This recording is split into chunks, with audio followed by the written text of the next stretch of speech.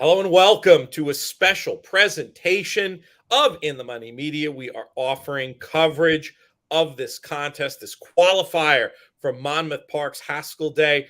The fans have come out and supported us in a big way, as you'll see when we get to the leaderboard. I'm your host, Peter Thomas Fornatal, coming to you far from the Brooklyn Bunker. I am in an undisclosed location south of the Thames in London, where I'll be with you for the next couple of hours as we go through this all stakes pick four. There was an original misprint in the racing form that didn't have this as a separate pick four, but it is. I swear, if you go on your ADW, you can bet this all stakes pick four. And I am joined today by a man I've had the pleasure of being joined by on many podcasts over the years, but not on a live stream yet. So he's making his live In the Money Media debut. He's Justin Christine. Justin, how are things?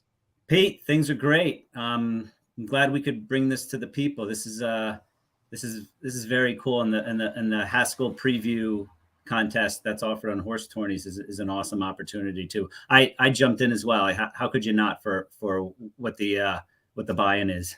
Exactly, which is free. Essentially, you had to pay $1, but that'll be refunded to your account. I'm hoping, based on how successful this is, there'll be other things like this in the future. Obviously, too late to get involved now, but you can follow along with us. You can play along with this all stakes pick four that we've got cooking, and things are running a little late. Originally, this race was supposed to be, this 10th race was supposed to be happening in 6 or 7 minutes. I think it's going to be more like, 15, 20 minutes from now. We'll have the Monmouth feed along. We'll play, production meeting in the middle of the show, producer Craig. We can play the calls as we get up to the races, give us a little break from yapping over the course of the next couple hours. But with the ninth race about to go, we've got plenty of time to start off with our analysis of this 10th race. So maybe we'll start right there and encourage people to take a look at this pick four and join us playing along. We've got an interesting contest coming up here in the 10th race. It's a stakes race for 3-year-olds, the Pegasus Stakes. Maybe they should even call this the Not That Pegasus Stakes, going a mile and a 16th with 150,000 in the pot. We've got a field of 6 going postward after the scratches of Moreau, the 2-runner, and the 5 alternate reality. We're going to have a sizable favorite in the form of Kingsbarns, but I do not see this at all as a one-horse race. How about you, Justin? Are you with Kingsbarns or against in this spot? I think he's the most likely winner, but I'm against at the price he's going to be. Pete. Yes, he can rate, and yes, I think for the way this race sets up, he's going to set a pretty good trip. But I don't know. He's going to have to chase a horse that's pretty fast. And I'm not sure that he's going to be comfortable doing that. And I'm looking to play against him. If you're looking at the pick four, there are going to be a couple pretty short favorites. He's going to be one of them for sure. And then, the next leg, looks like the money's going to be spread out a little bit. And then, in the last, Tribhuvan is going to be a pretty short price. I'm thinking he's going to be shorter than 9 to 5. And so you have to pick you can't play all the favorites in order to make money in this pick four. And so I'm going to use him as a saver defensively, but I'm going to be against him, Pete. What's your philosophy when it comes to using or not using Kingsbarn in the pick four? Will you use him defensively, or are you tossing him altogether? Sometimes I think, especially when you're in the first leg, it can pay to be a little bit bold in the opinion. When looking at a carryover, when you're looking at a bet like the pick 6, I'm a little bit more inclined to be defensive and use a horse like Kingsbarns. Speaking specifically of a carryover, if you figure that's the pool where the equity is going to be, you want to be involved in that pool because theoretically the carryover, you're going to be playing into a reduced takeout and you want to use that horse. But really for me, in this pick 4 versus the pick 3 starting in race number 11, I don't think in theory there's going to be that much of a difference in terms of equity. So I'd be a little bit more concern to be bold here in either direction. If you like Kingsbarn single, and if you're willing to oppose him, just oppose him, and then you can always come back and play the pick 3. So, and my inclination with Kingsbarns, I feel like the equity in this first leg of the All Stakes pick 4 is probably to beat him. Now, you mentioned Subrogate.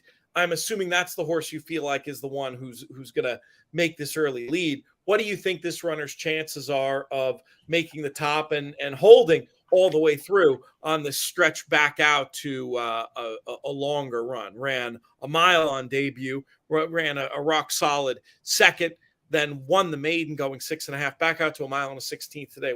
How do you assess Subrogate's chances in this spot? Well, I think they're pretty good. I hope his morning line holds at that. Monmouth is typically a little bit speed favoring. In my experience, especially going 2 turns. And like we talked about a little bit off air, I mean, he's got the breeding to go the 2 turns. I don't think that should be a problem. It was interesting that they cut him back for his second start. Maybe that was just the spacing of the races in the condition book. Another thing that I noticed when I used Timeform US as, to supplement the DRF. He's got the highest Timeform US figure in this field with a 114. And if I look at the others, Kingsbarn's last 2 were 102, 107. How Great Is Nate last was a 102.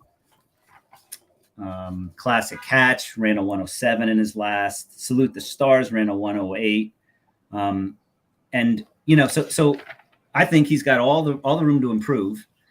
And he's run the highest Timeform speed figure. Now, if you're looking at a horse like the 4 Salute the Stars, that 108 to me, I'm not hanging my hat on that either way.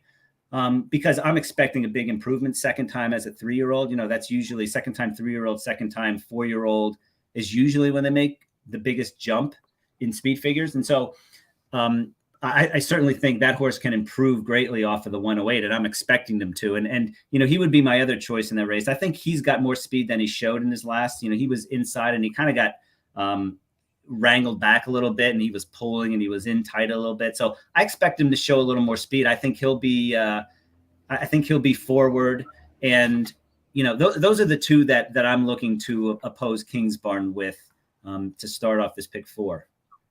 Makes sense to me. We encourage people watching to drop comments, ask questions. It can be either about the races that we're talking about as we talk about them, or really anything from the world of racing. Got so many interesting topics these days with this wide open 3-year-old picture. Of course, that's one of the more obvious threads to pull on when talking about racing this weekend. But yeah, feel free to jump in the comments and let us know what you think about that. I'm with you in terms of thinking Subrogate could be really interesting. It's kind of feels telling that the horse tried to go the route of ground on debut. And then, as for the Belmont May 6 race being 6.5, that could be the kind of thing where that was the race in the book.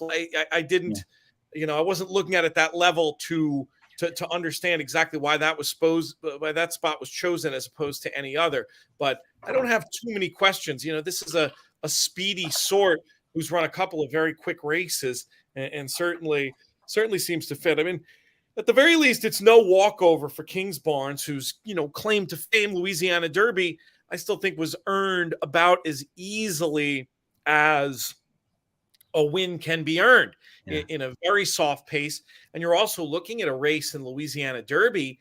When you talk about the form of the race, 11 starters, basically 8 horses have come back to run. They've made 11 starts. None have won. So it just leaves me with a little bit of a question as to that quality. And yeah, obviously the horse has talent. I mean, you don't make the lead in a fast-paced Kentucky Derby or be right there on the front in a race like the Kentucky Derby without having some talent. But I feel like just a case where the reputation might outstrip the accomplishments with a horse like Kingsbarn.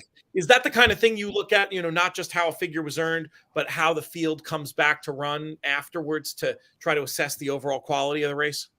Yeah. I've actually learned that from listening to Andy Serling. He does that a whole bunch. And, that's actually, I think, how he looks at legitimate or illegitimate track biases also. Yep. So yeah, I think it's very important if you're someone who's serious enough about this to, look into the validity of speed figures, then I think that's something you had to do. So I'm looking at the 3, No Confession, and I guess he's the one that could be the fly in the ointment. He's got sprint speed, and last time he got a bit cooked on the front end. 30-1 morning line. Do they just send at all cost and hope for the best, or did the connection say we got cooked in this last race? Let's switch up tactics here a little bit. If the 3 goes with the 6 and makes it difficult for the 6, then I really like the 4. Now, the problem with the 4, Pete, is Cox Rosario.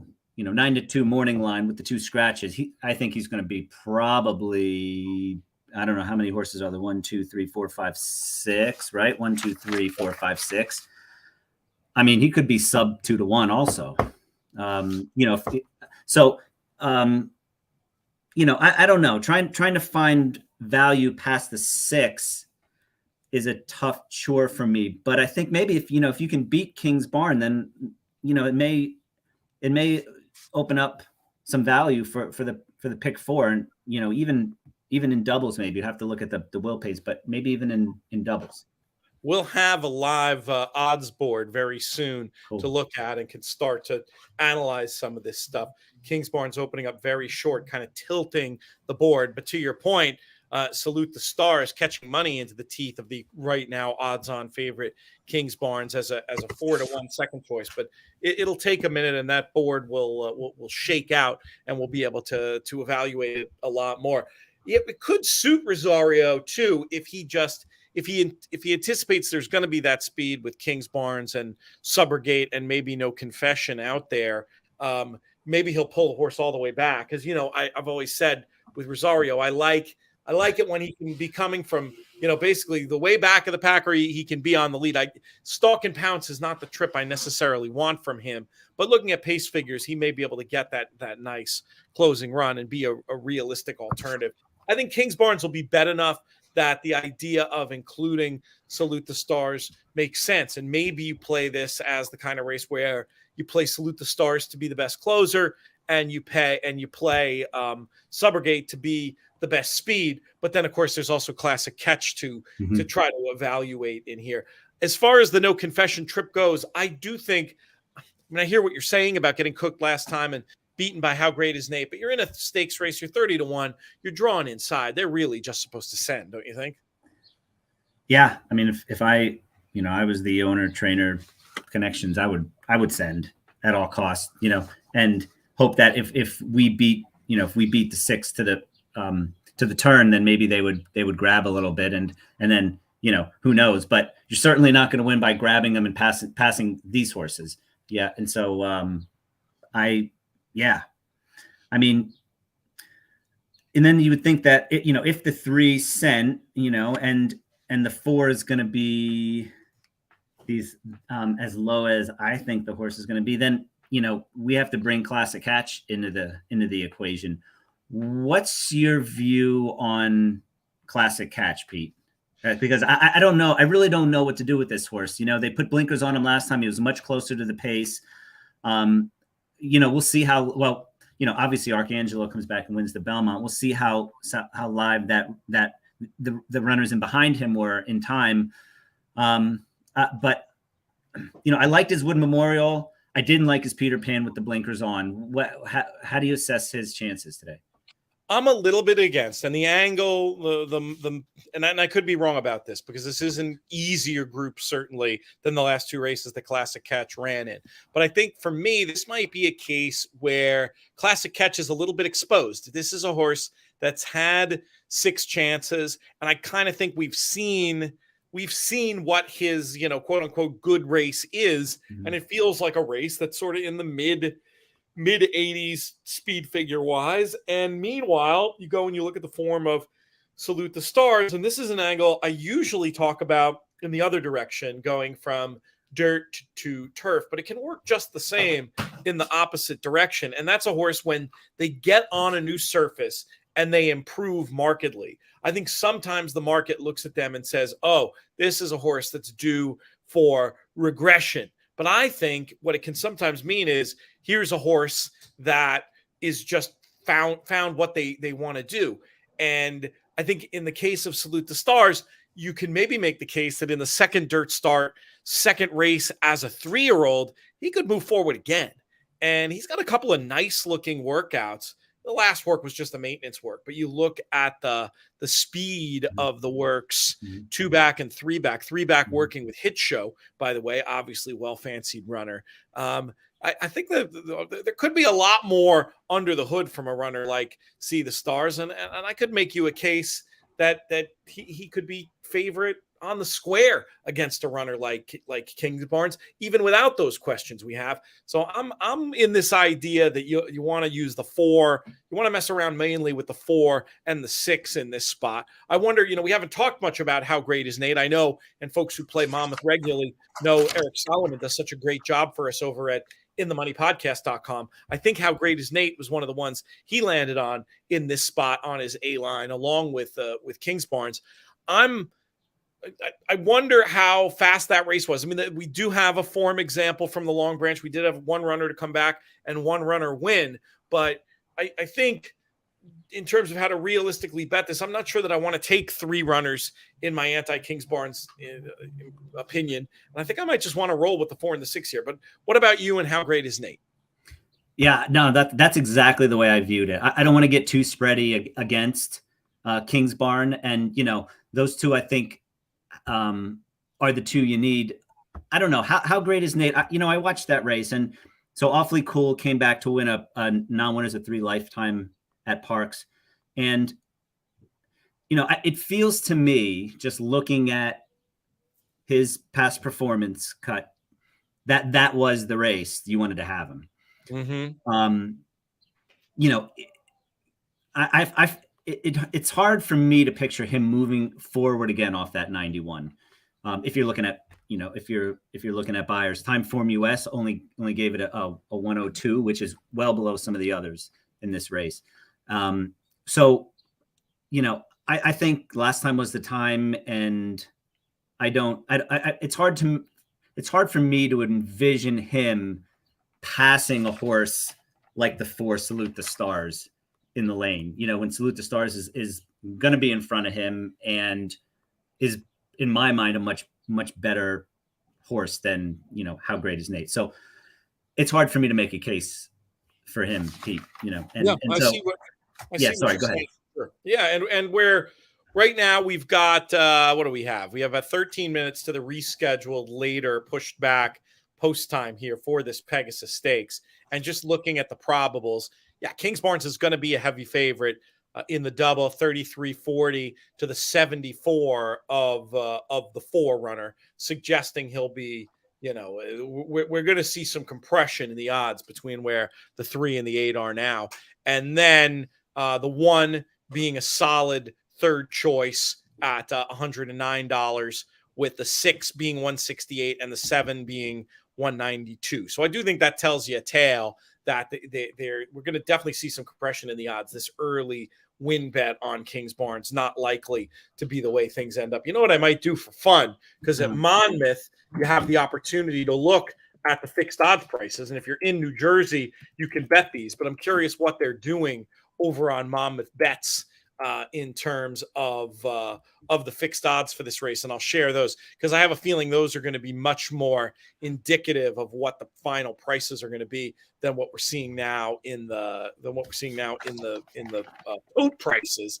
And over there, just looking quickly, you do have you have an odds on situation with Kingsbarns, but more like between 3 to 5 and 4 to 5. How Great Is Nate at 8? Subrogate at 6, Salute the Stars at 4, which is a-okay to me. No Confession, big price, 30 to 1, and then Classic Catch at 11 to 2, 5.5 to 1. I mean, looking at those prices, that really just solidifies the idea. Feels like the 4 and the 6 are going to be value against the favorite in this spot.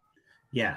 No question. And I'm 4-1 on Salute the Stars. Sign me up right now. I mean, I'm like, I'm shocked that he's still where he is on the board now. And obviously there's a lot of time left, but they're betting King's Barn right now. The race has already been run. And yeah, it's too short, I think, for it's a famous name. The edge isn't there on figures, and those are some of the best bets you see when a horse is getting bet on reputation as opposed to what they've actually accomplished. We'll dive deeper into this form, maybe just for fun, since we have the time, and obviously we're going to go through all the form deeply as we go race to race. But maybe we should take a quick look through for those that might want to follow us in. We could construct our own pick 4 ticket, Justin. If you want to look ahead and start thinking about some of the horses you want to look forward, we've got our first comment from Derek, who it's great to hear from. Says he's looking forward to the Ascot Week coverage and happy for all we do over here at ITM. Really appreciate that from you, Derek. Yeah, we're going to have a ton of Ascot coverage, both in front of the paywall and behind it. We're going to have a lot of, I'll give a sketch of what we've got coming up. We're going to have Nick Luck joining us on the early week show, giving highlights from each of the 5 days with an emphasis on the group races and especially the Breeders' Cup win and you're in action. Speaking of Breeders' Cup, thanks to everybody who turned up and made Horse Player Happy Hour such a success. We had a record amount of people, 249, playing the first week. We want to keep that up. Make sure if you're playing now on Horse Tourneys, make sure to check those out on horseplayers.com. And then I'm going to have shows that are free every day with different well-known folks going over stuff. Mike Adolphson's going to be on. Always great to have him. We're going to have Vanessa Ryle, Scott Hazelton, Rishi Prasad, and who am I forgetting? Barry Faulkner will be joining us for the Wednesday. So that's all going to be free. And then behind the paywall, still working on everything, but I want to do, so there are going to be PPs for Ascot in daily racing form, which is great. You can get them on the website or in the printed paper. We're going to have, I was trying to coordinate to get this in the physical racing form, but deadlines are tough, and I don't think we're going to be able to do it. But I believe Stephen Bonnick, who folks know from the shipper analysis he's done, he's going to be doing closer looks for most of the races, basically a DRF style closer look, where he doesn't have a full closer look. If there's somewhere he runs out of time or it's 30 runners in a handicap, whatever, I'll probably have him doing Mike Beard style, Dave Litvin style, DRF top picks, horses of interest, that kind of thing for those races. That'll be behind the In the Money Plus paywall, inthemoneypodcast.com/plus for that. And then the hope is, and it's not finalized yet, so if you don't buy just for this, but hopefully it'll be some cherry on top of the Sunday stuff. Rob Dove, one of the top 10 pro punters in the UK today, adding his top picks and what he's looking forward to betting on each day. That'll also be behind the Plus paywall. So whether you're talking about free or behind the paywall, we're gonna have some great stuff for you there.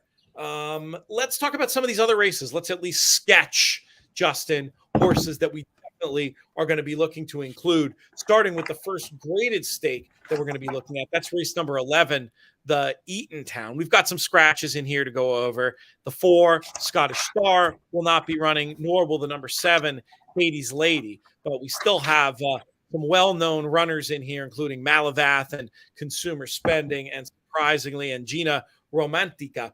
What will be your approach in here? Looking to get narrow or looking to spread a little bit? Well, I think with the scratches, I think the 2 Vergara is really interesting as a pace play. I'm hoping this horse is on the lead and may get overlooked with the Rosario jumping ship. But I think, that comeback race will set him up nicely here. Second time 4-year-old, should run the best race of his career. And, I think he's got the pace in his favor. A little bit of a trip last time. He was in tight in the first turn. I'm looking for improvement from him. So he's definitely a use for me. He's definitely an A. I also want to use the 5 as a little bit of a price. He's 6-1 morning line with the scratches. I was thinking, when this field was intact, I was thinking you'd get probably 9-10-1 on him. Now I'm not sure, but I think he's still some value. He's 3rd-time 4-year-old, but his first off the layoff, he was up against the flow in that race. That was a paceless race.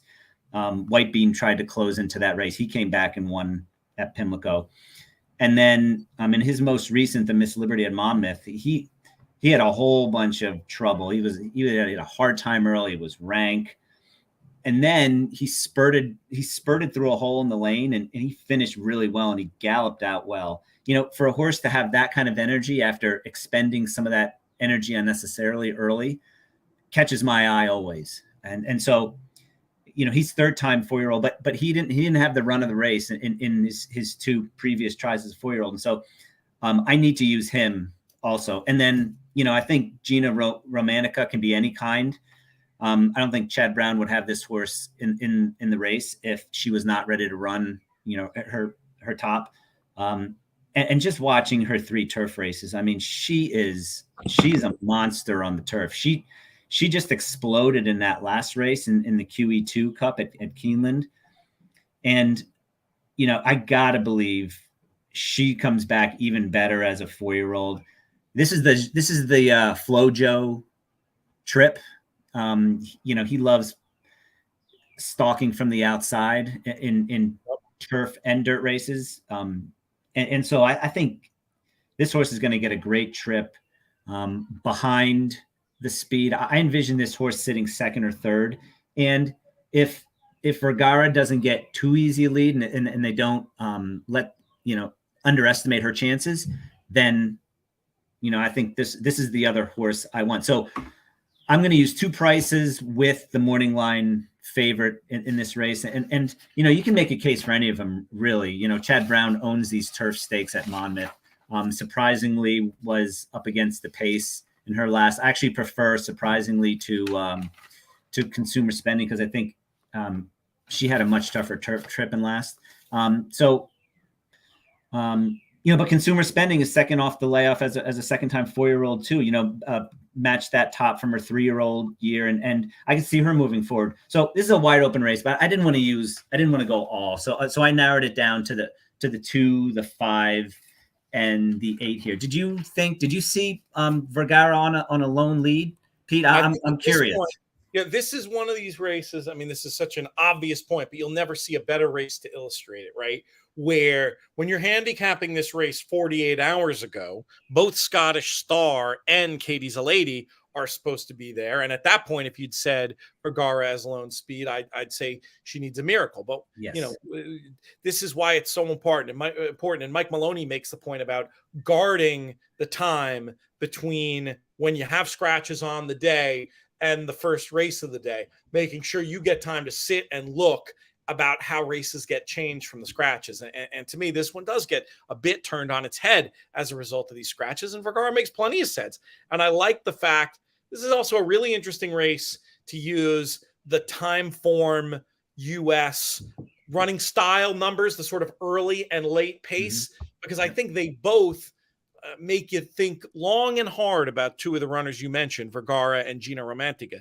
Vergara, because here you have a horse that looks on a lone lead potentially that has an 85 for the sort of closing number on that first time form US preview screen. That's a good number for a horse that could be alone. And then Gina Romantica, who has a triple digit number closing that has 100 listed there and projects to be second. So this is a race on paper, using time form anyway, seems like one where and you see this more in dirt racing than you do in turf racing, but there's a world in which you see a 2-speed number in here with those 2 going out there and being able to control things. And then, I have no issue with Spirit and Glory either.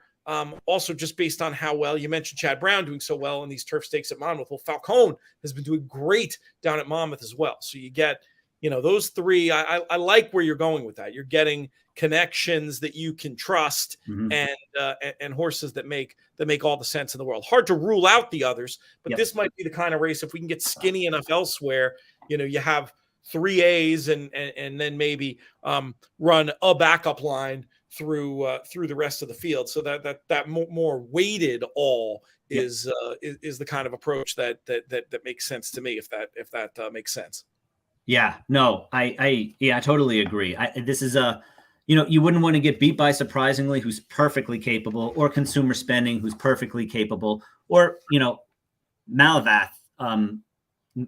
is a complete wild card in here. Obviously has back races that would beat this field, but you're left scratching your head a little bit about the April 16th race. So I will probably go. I really like a runner in the last. I'm gonna play a press ticket with the three that I mentioned, and then I will probably.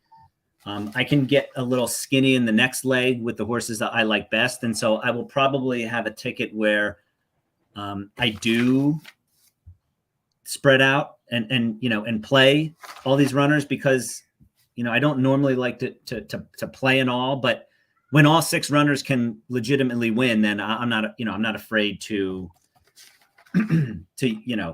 use all 6 runners. So especially if you can weight them according to your opinion, so you feel like you're not just throwing stuff at the wall. And I mean, hey, sometimes it's okay to play an all for chaos, though in that situation I'd typically rather just play all the long shots and leave out the favorites, or if I have strong enough opinions elsewhere, maybe leave them in for a minimum. But it's all situational, and rarely does one size fit all when it comes to horse racing, and especially constructing tickets. We just have a couple minutes to this race, so let's just breeze through some numbers for folks looking to use horses in the 12th and 13th, and then we'll come back. The 12th is the Salvatore Mile, grade 3 action. We're going a mile on the dirt.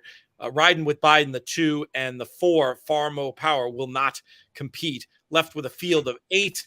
Where will you be running your money through? I'm using the 1, Petulant, and the 6, Octane. On paper, it looks like there's a lot of speed, and we'll get to this race in more in depth, but I can make a case that Octane's going to be on a lone lead, and this horse has been facing a lot better. Aside from the optional claimer in the mud at Gulfstream in the last. And so I can see a scenario. I can build a scenario where Octane is on the lead, and I think Petulant's going to get the perfect trip. It's the improving horse. And so I'm going to be skinny. I'm going to be 1-6 in that. There are others I can use on a backup line. I'll mention Artorias quickly. I mean, very obvious horse, but this is a runner who was so well thought of after that Curlin win. Had some quote unquote wise guy support for the Travers even that year into the team of Epicenter. That didn't go well, nor did the comebacker in the Perryville. But with all this time away, it just seems like a race that might set up for Artorias's running style. Another I'll mention in addition to your 1 and your 6. And then the Monmouth Stakes closes it out, mile and an 1/8 on the turf. We've just got the field of 6, and Tribhuvan going to be taking much of the cash in here. You've tipped your hand that you have a stronger opinion in here. Who is it? Is it with the favorite or against? I'm against. I like the 5, Commandeer, second time on the turf for James Toner. The horse, went down to his nose in his seasonal debut, and closed really well. He ran his last quarter in 28-2, which in my mind, will win this race. He gets a jockey upgrade. I'm going to use Tribhuvan as a backup B, because there's a scenario obviously where he wires them, but I don't know. He's a 7-year-old. Giroux's getting on him for the first time, and I just have this feeling where it might be worth playing against him, especially at something like 7-5 or 6-5. I don't know. Were you with him or against him? I'm mildly against. My hope is, getting back to the Rosario and how he likes to ride thing, that maybe Catnip is the one with Rosario up that keeps him honest, and maybe you just get an absolutely beautiful trip for a horse like Commandeer, who has a couple of angles that I really like. Again, another horse with what you might call reverse splits on time form, has a stronger closing number on that screen than a speed number, and yet is going to be among the leaders. I love that positioning. And then the other very familiar angle to longtime listeners, got onto the turf last time for the first time, and this one did it as a 5-year-old, and then ran by far the best speed figure. So I love that. I mean, the horse was 30-1 last time, so this could be a little bit of a reach, but I think you're also going to get, I think he'll be all of the 5-1, maybe even longer of the morning line. So I wouldn't argue with anybody too much about Tribhuvan, and I could see this one trying to have some backup lines through,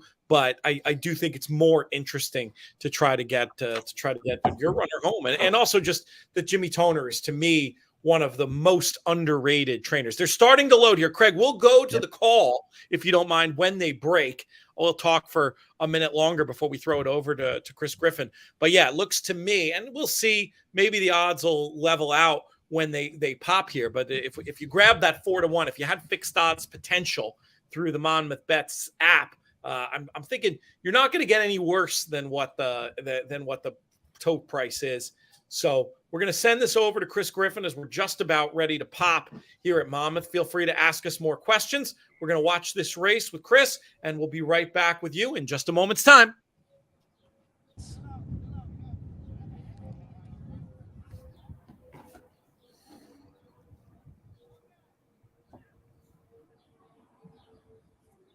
Kings Barnes to the outside, goes in, all set for the TVG.com Pegasus Stakes.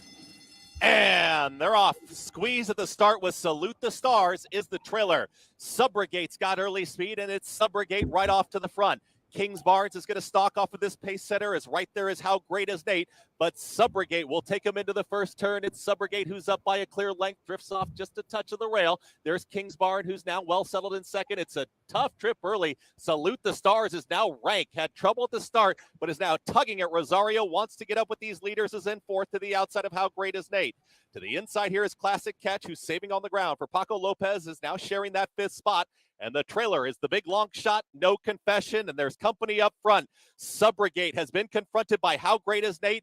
Kings Barnes, the big favorite, is 3 wide. They went 23.71 for that opening quarter mile, and Subrogate lets it out again. How Great Is Nate is a clear second. Here comes Kings Barnes, is moving in closer now for Saez, 47.60 for that half mile time. They've got less than a half mile to go. Salute the Stars is now more settled, has had a tough opening half mile, is in the fourth spot to the outside of Classic Catch, and have to go right now is No Confession far back, as they're well into the far turn now. How Great Is Nate is back to third. Subrogate has got ahead in front of the big favorite Kings Barnes. Subrogate is still there with the lead. It's Subrogate went 1:11.4 for 3/4 of a mile, and Subrogate and Kings Barnes, they're shoulder to shoulder at the top of the stretch. Kings Barnes is trying to push on by and now has put a neck in front. Subrogate is very game to the inside. How Great Is Nate is trying to re-rally and Salute the Stars on the grandstand side. Kings Barnes is having to work. Salute the Stars with a huge effort. Kings Barnes, Salute the Stars. Kings Barnes, Salute the Stars. Kings Barnes, Salute the Stars. Look like Salute the Stars in a tight photo there with Kings Barnes in a thriller in the 42nd running of the TVG.com Pegasus Stakes in 1 minute 43 and 4. Wow, that was just a crazy race for so many reasons. I can't believe Salute the Stars won after that early half mile. You're a trip-oriented player, Justin, and your microphone's on mute. I can see it in the little box. Make sure you take that off before you try to start talking here. But how in the world did this horse settle and then come running like this again at the end? I was ripping up metaphorical tickets after a half mile. Unbelievable. I mean, he had a terrible trip, and then when he dropped back, you're thinking obviously, well, that he paid the price for that all that trouble early, and then to re-rally like that, to put in a second run, and he was completely full of run again at the end of that race. I mean, I didn't notice the whole gallop out, but he blew by Kings Barnes just past the wire, and wow, I mean, to think that they put this horse on the turf in his first two starts, he's got a Pete, he's got a big future. This horse, I don't want to crown him, in any way, shape, or form, for what he hasn't done yet. But you very rarely see a horse encounter a trip like that and then finish the way that horse did.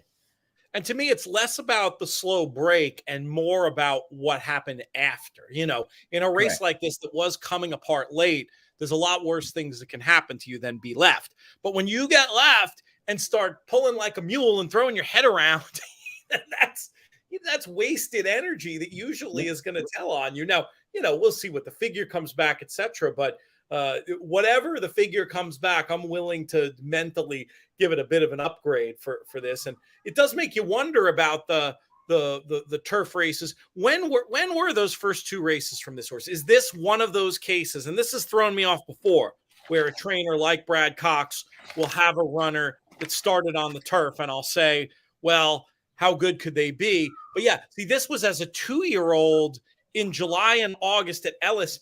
I don't know what they're they're probably not karting dirt races. I'm just taking a wild guess. They're not karting a lot of 2-turn dirt races at Ellis then, and or maybe they oversubscribe, whatever. This might be a case of this was a horse that's needed distance the whole time. Also, another tip to that is coming back off a 260 day layoff the last day, entering actually that was supposed to be a turf race too. That was taken off, wasn't it? Yeah. And that was a mile and an eighth. So maybe it's a case of nobody knows nothing, and this horse has just surprised even his very shrewd trainer with what he can do on the dirt. And hey, if you have this is an interesting illustration of fixed odds, because whether it was the first or the second, you got a lot better prices with that 4-1 versus came all the way into 5-2. And looks like Kingsbarns in the end went off at 1-2. So that nearly 4-5. I mean, those are massive differences. Very, very interesting stuff there at Monmouth, and a big run from the winner. Unbelievable. It makes me think of Doug O'Neill. Oh God, the name is escaping me. The horse that he had in the Derby a couple years ago, Charlie. God, it's escaping my name. What's his name? Hot Rod Charlie. Yeah, thanks. Hot Rod Charlie. I think he had run early on the turf, and Doug O'Neill saying, he fooled the hell out of us. We thought he was a turf horse, and it just goes to show you how you have to be open to making switches, swallow your pride, and try something new. And obviously they found something with this horse. Man, he is a runner, and it'll be interesting to see where he pops up next. I'm guessing he's going to pop up at where's he going to pop up in the Haskell, right? Yeah, and if the figure comes back okay, and it doesn't sound crazy, it based on what we saw there, it doesn't seem like a bad idea. Now we have, I don't know if this race is official yet or not. Let's see. Yes, it is. Good work there by Craig to note that. I think it's our top 4 who are going to be winning entries into the Haskell Day contest. Of course, folks can buy into that directly. That's going to be a big day out there at Monmouth. Brian Skirka does such a great job with these Monmouth contests. And right now, through 10 races with 4 to play, Vincent DiPolo up top with 129, a fine score. Bud Carbonaro in second, 122.20. The Italian Americans doing very well so far in this Monmouth Day contest. John Downey, a name I've seen on leaderboards, in right behind, 120.20. And then Rich Nilsson, who's one of the first people I ever read when learning about racing. He must have been, I feel like he's not any older than me, and I feel like I was reading him in the late 90s when he was doing Handicapper's Edge or something, some product like that. Very, very shrewd, and one of the guys who actually answered some of my very early questions about horse racing, and obviously has had a ton of success. If you follow contests, you see Rich's name a lot up there. And right now he's in that 4th position. Lots of familiar names. George Bosch, who I've had the chance to meet at a lot of contests. Louis Constant, just scrolling through to see any other regulars. Lots of familiar names. Mike McIntyre. I might have Mike McIntyre. He had a very good Breeders' Cup betting story. He might be on Horse Player Happy Hour this week sharing that one. But boy, we had a lot of people. Craig, if it's easy, go to the last screen. Let me see how many people we had in here. If you go to screen number 14, over some of them signed up and didn't even put in entries, as we see there. It happens.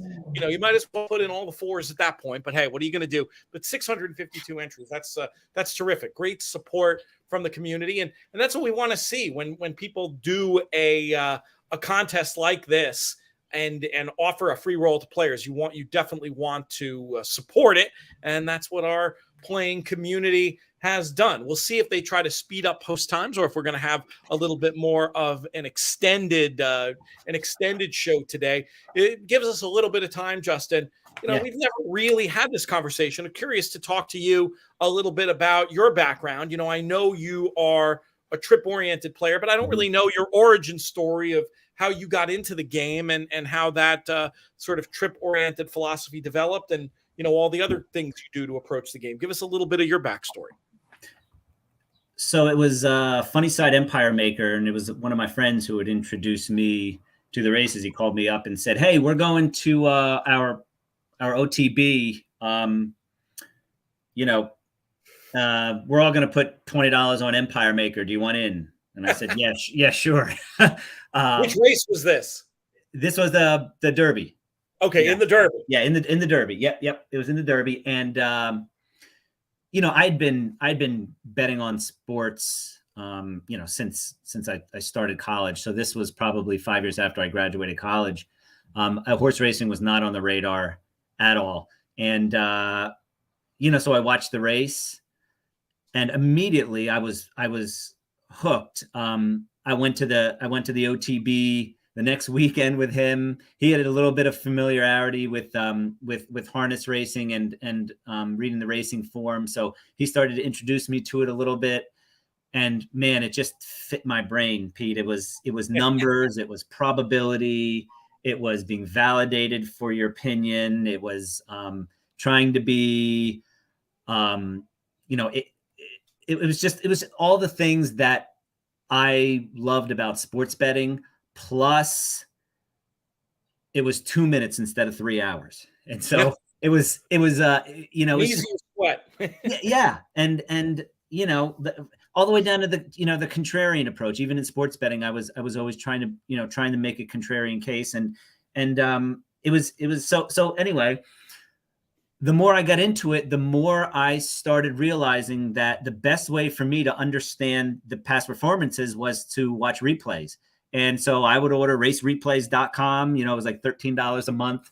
And I would go on, and I was watching races. This was probably, so 2023. I don't know. This is probably 2006. I started watching replays, and that became my main handicapping tool. And I noticed that not only could you back then gain an advantage because not everybody readily had availability to replays, and B, wanted to take the time to do it. I think it's much different now, but you could find things, even if they were noted in the comments. Horses weren't bet off trouble trips like they are today, and so it was a place where I really found my niche, and then from there, I just tried to continue to read everything, like I hear you and all of the other people that I've talked to and listened to. As soon as I was hooked, I consumed every single book that I could, and they were all integral in me learning the ins and outs of the game. And recently I've gotten into contest play, and that's awesome.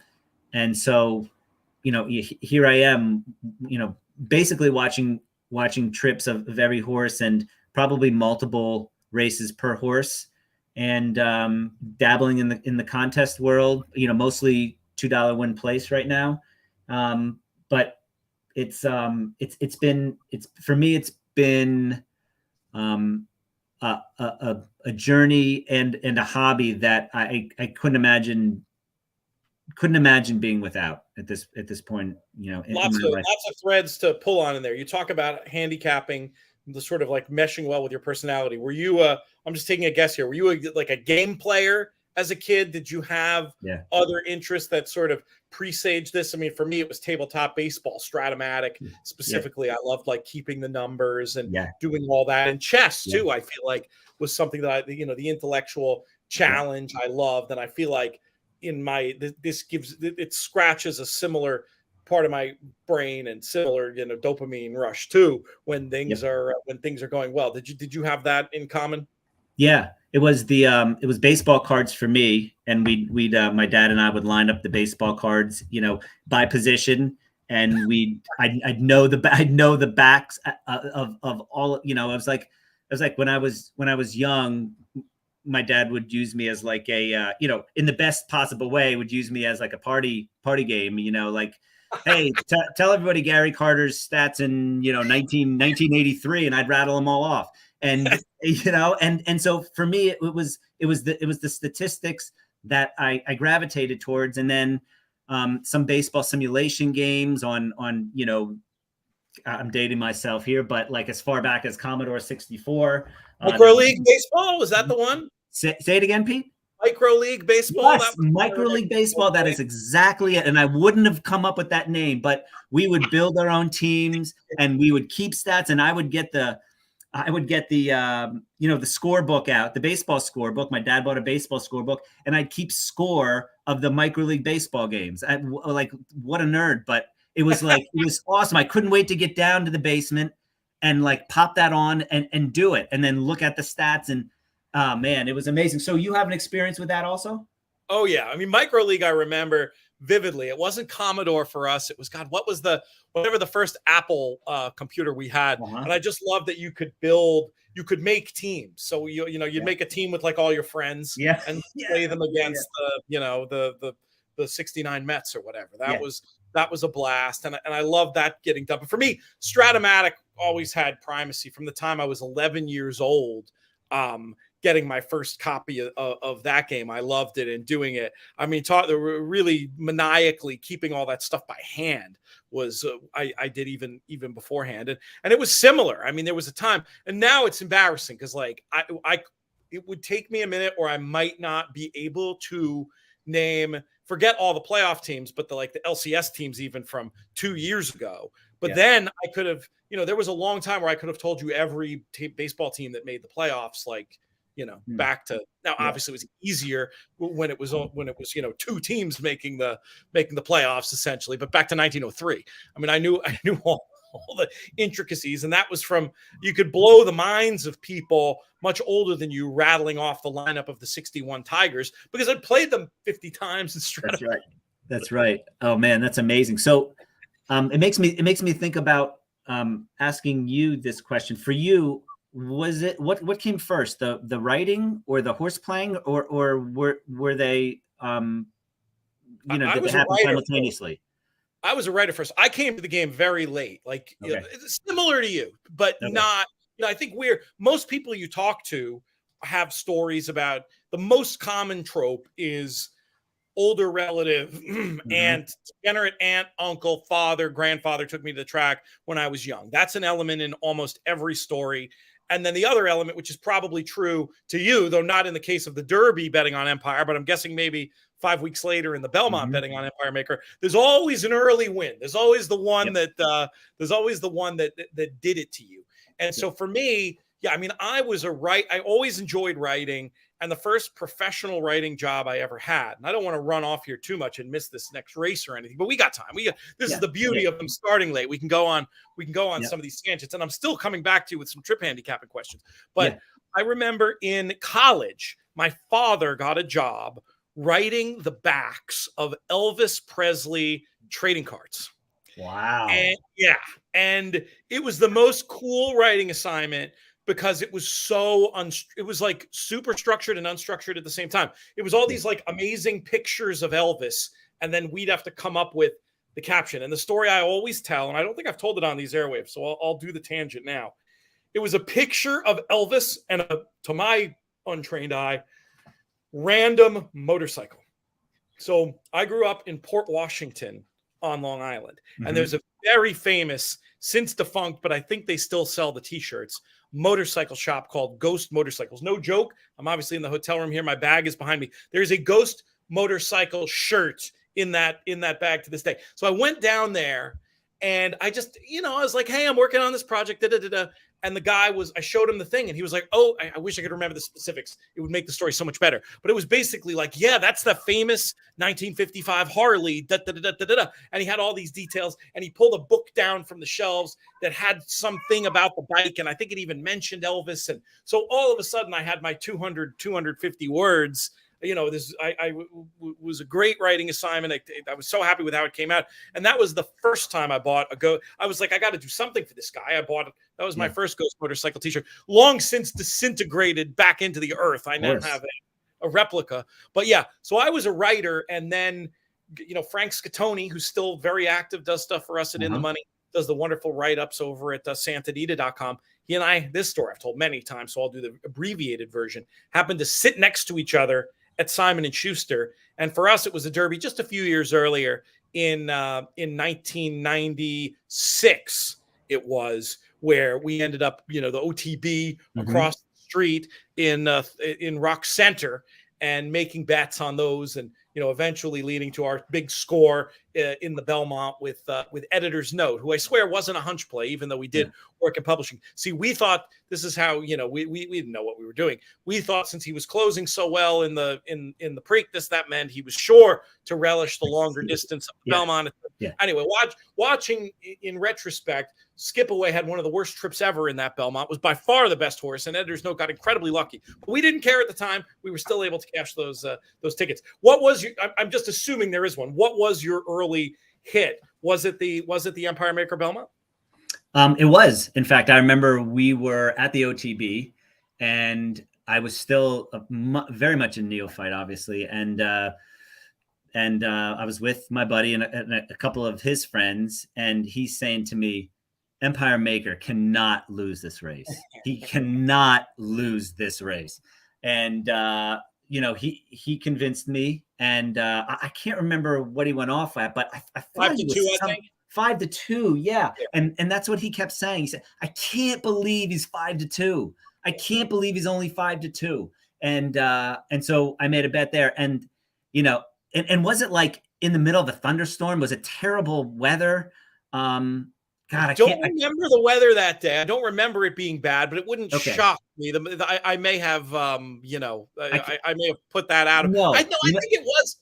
That's so funny. I'm gonna actually look that up. Okay, it could have been that it was terrible weather at where I was, right, in Pennsylvania, and I'm just misplacing, but that was it. It was Empire Maker, and and then from there it was and there were a couple other times early in between the Kentucky Derby and the Belmont where I started dabbling on websites like Covers, covers.com, and there was a horse racing thing there, and I started reading, and some people. I wonder who that was. Do you remember the names of who that would have been writing over there on racing? Oh man, this was like it was like a forum that I was reading. Gotcha. So I don't remember the specific, the turf riders, but I was reading a forum, and people would post their plays, and this one guy was sort of, I don't remember his name, but he had a following, and he dished out his Preakness Day plays, and I hit one or two of those, and it just all snowballed into what it is today. Yeah, that was the the time between the Kentucky Derby and the Belmont was when I was hooked. Started digging in. You were right. It was a sloppy track, so I'm guessing it was raining, and I'm just blocking. I just don't have that part of the memory intact. And yeah, it was. Oh, let me check the closing price. I'm pretty sure he was 5-2 that day. Let me just take a look. 2-1 in the end, but I think he was 5-2 much of the betting, and that was to we were in the we were rowing in together that day. That was the largest win bet of my life. Get out. Is that right? Yeah. Oh yeah, and I wasn't rooting for him, but I just thought it was incredible value. I thought it was like getting 2-1 on a coin flip. But funny enough, Frank and I had a book deal that we had already written, like it was a sort of a quickie, meant to be a quickie book about Funny Side Triple Crown winner, and we were meant to get some sizable payoff, $5,000 or something extra if Funny Side had won. So it was a bit of a hedge too. Sure. It was like, as Funny Side wins, we're going to get this. And so here's the only horse that can beat him, and he's a good price. So we'll bet a lot to try to take the sting out of the payoff. And I remember, it was ridiculous. Made the biggest win bet of my life and was actually disappointed when it hit, which was kind of silly. We're getting close, very close to this Monmouth race. It looks like they're out on the track. We're coming back to this conversation, but we should do a deeper dive for those folks who are watching with the 3 minutes listed. We went over this race pretty thoroughly before. This was the one where we were both sort of looking at a weighted all. Taking a quick look at the board here. Spirit and Glory 17-1. That seems okay. He's completely dead on the board, which worries me a little bit. I mean, I don't mind when they're 6-1 morning line and they're 9, 10, 11-1, but he is completely dead on the board, which gives me pause. I'll tell you what, though, it would give me more pause. It would honestly give me more pause if it was a situation what I've started taking to call a known unknown situation. The first time starter, long layoff. When those horses are dead, and there's this thing that you don't know, I usually will use that signal to downgrade them. This is such a big price that it almost doesn't bother me. You know what I mean? It's like, because it's not a little dead. It's like completely dead to the point. And, maybe surely more likely to run second or third, but I don't know, in a fairly evenly matched field for a hot barn, that's pretty crazy chilly. And it's the same in the fixed odds. Again, we'll do the fixed odds just to give an idea of where these prices might go. 5-2, surprisingly, 12 Vergara, which is very good. 5-1 Consumer Spending, 18-1 Spirit and Glory, Malavath just under 7-2, between 3s and 7-2, and then Gina Romantica as the 2-1 fave, 2-1 closer to 5-2 out there. So better fixed odds price than the tote at the moment. Trish, who's a loyal viewer and listener, popped in with another question about Ask It. I'll do the quick version of it now. We do not have any live shows for Ask It, and that's largely because of the time difference. But we're going to have podcasts for every day. We're going to have Nick Luck on the early week show going over everything. And then behind the paywall, we're going to have extra analysis from Stephen Bonnick, writing DRF-style closer looks, and hopefully getting some analysis from one of the top 10 pro punters in the UK today, the great Rob Dove. So lots of Ask It, but not live necessarily, Trish. But we hope you will be following along with us as well. So did any of your opinion really change here, Justin, or you looking to just keep these pick fours rolling? Yeah, well, the one thing that does stand out to me is that consumer spending's 5-1. I mean, for me, this is a situation where you have to be, a little nimble and a little flexible. And I noted earlier that surprisingly is, it to me took the worst of it in the Begay, that he and consumer spending come out of. But he's 5-2, and consumer spending's 5-1, and consumer spending has that second off the 4-year-old pattern, where I'm sure he's probably going to run the best race of his life. And so, he's good value right now. So, I would probably, if I was starting a pick 3 or a double, I would have to include him. Now we'll see what happens with this, with the late odds switches. You click down to 9-2, and again, the 2 Vergara is 10-1, and the 5 is 18-1. I mean, there's nothing there. 5 just clicked down to 13-1 now from 18-1. So he may be plummeting as we speak.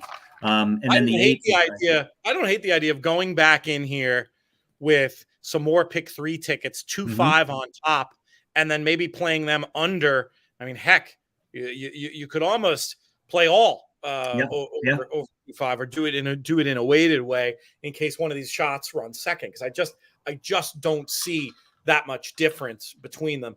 And I don't know how reliable. I think we're going to see some more shifts in the tote before all is said and done. I'm tempted to say, Malavath and surprisingly just seem a little too short right now to me. Agree. And we didn't talk that much about Malavath, but I don't know what to do with that last race, and he's hard to trust off of that last race. And at 3-1, I certainly don't want to don't want to find out if he's back to his best. So for me, her overseas form is terrific, but when they come, they come and they run that poorly, first out, it's just hard. It's just hard to know, and it's hard to trust. I mean, maybe there's some signal. Maybe somebody thinks they know something there, but we know how that goes. And I kind of want to see. I kind of want her to show me that she's still got it. No doubt about it. I'm completely with you on that. And 8.5 furlongs, could that be a stretch? Could that be a stretch for her?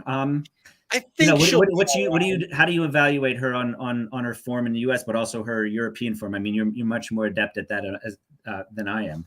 I mean, it was a terrific run in the BC Mile for sure. I mean, she made up a ton of ground. Yeah. She got within 2 lengths to Modern Games, and then Kinross was a real Group 1 horse who beat her at Longchamp, beaten just 2. That's a 7 furlong race at Longchamp that often plays more like a mile.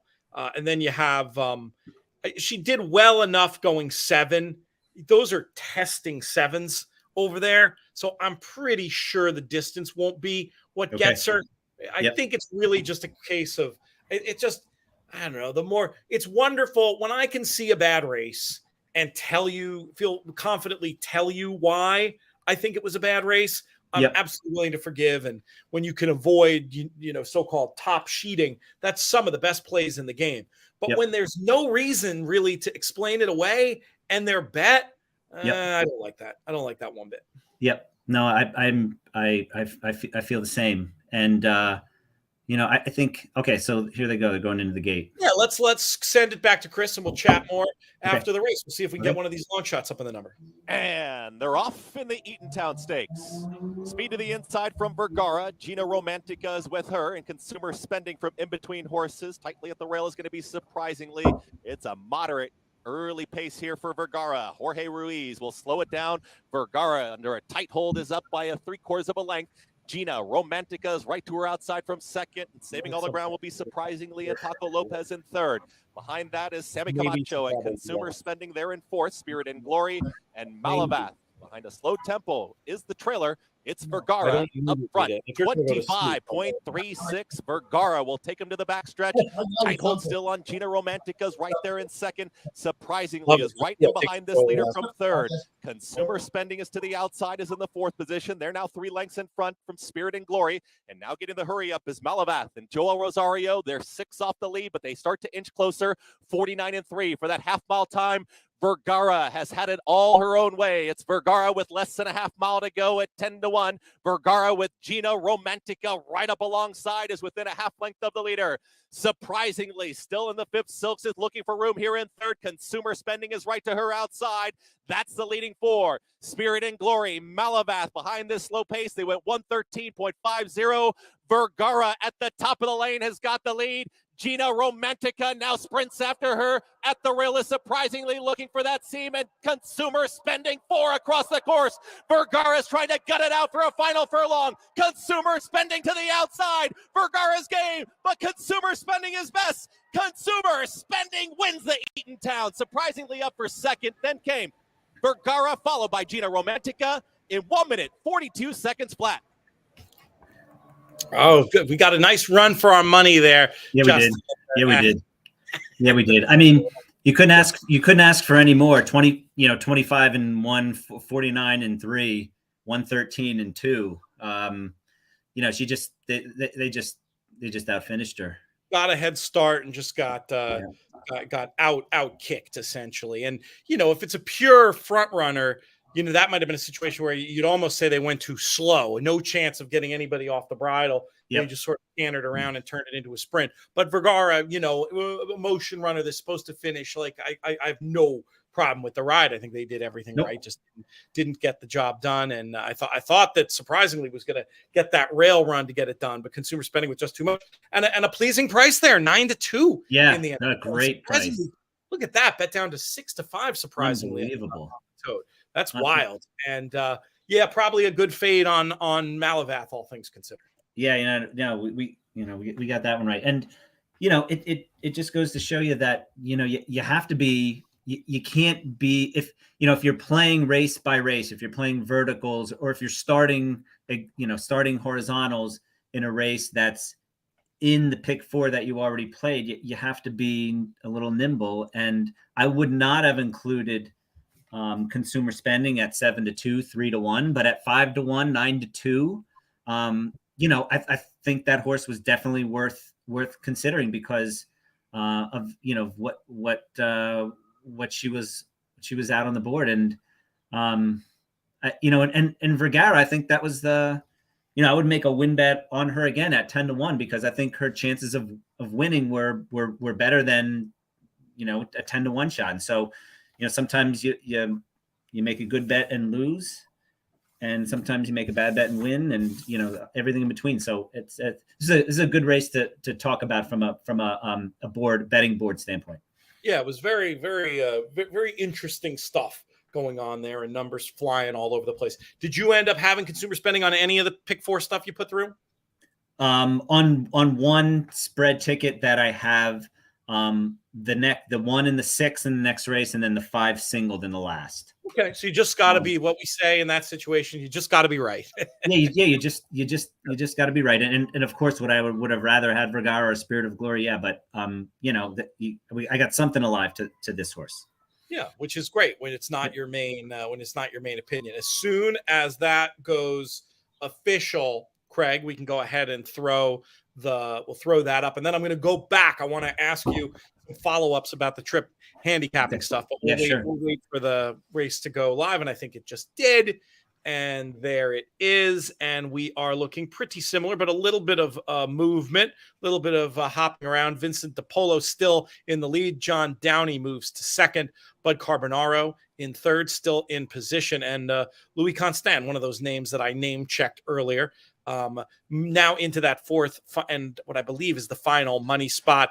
John Mamrosh, Eric Swenin, and Rich Nilsson, who we talked about before. Scott Pearson also, and a whole others in a firing line in behind, all to play for with 3 races left here in the contest. We won't be on for the last one, but we will be on for the next 2 stakes races. And this is as good a time as any to go back to talk to you about some of your trip handicapping stuff. Specifically, you mentioned books that you read. Tell me who. Tell me who and what and what and anything particular you remember learning. Yeah. So all 3 of Andy Byer's books, the Dave Litfin book. Yeah, that's a great one.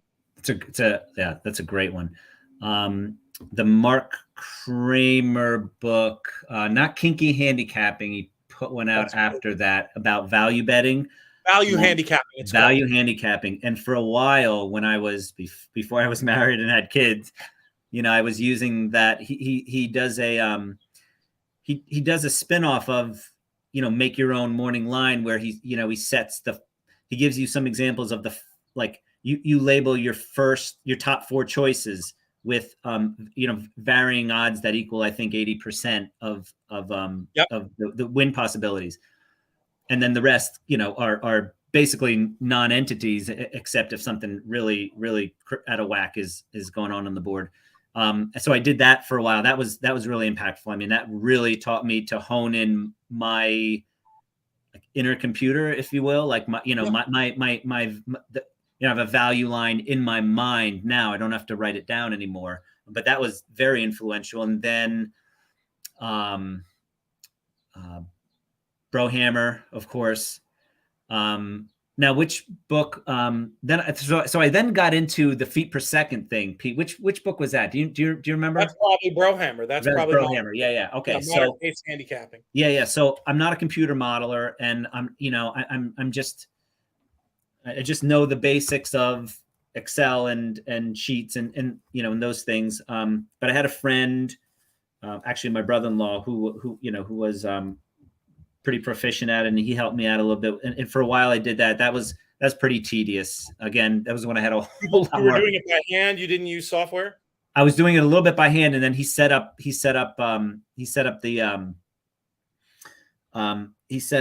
sheets for me, or what wasn't sheets, it was Excel at that point. But he set up a spreadsheet for me where I could plug in the numbers.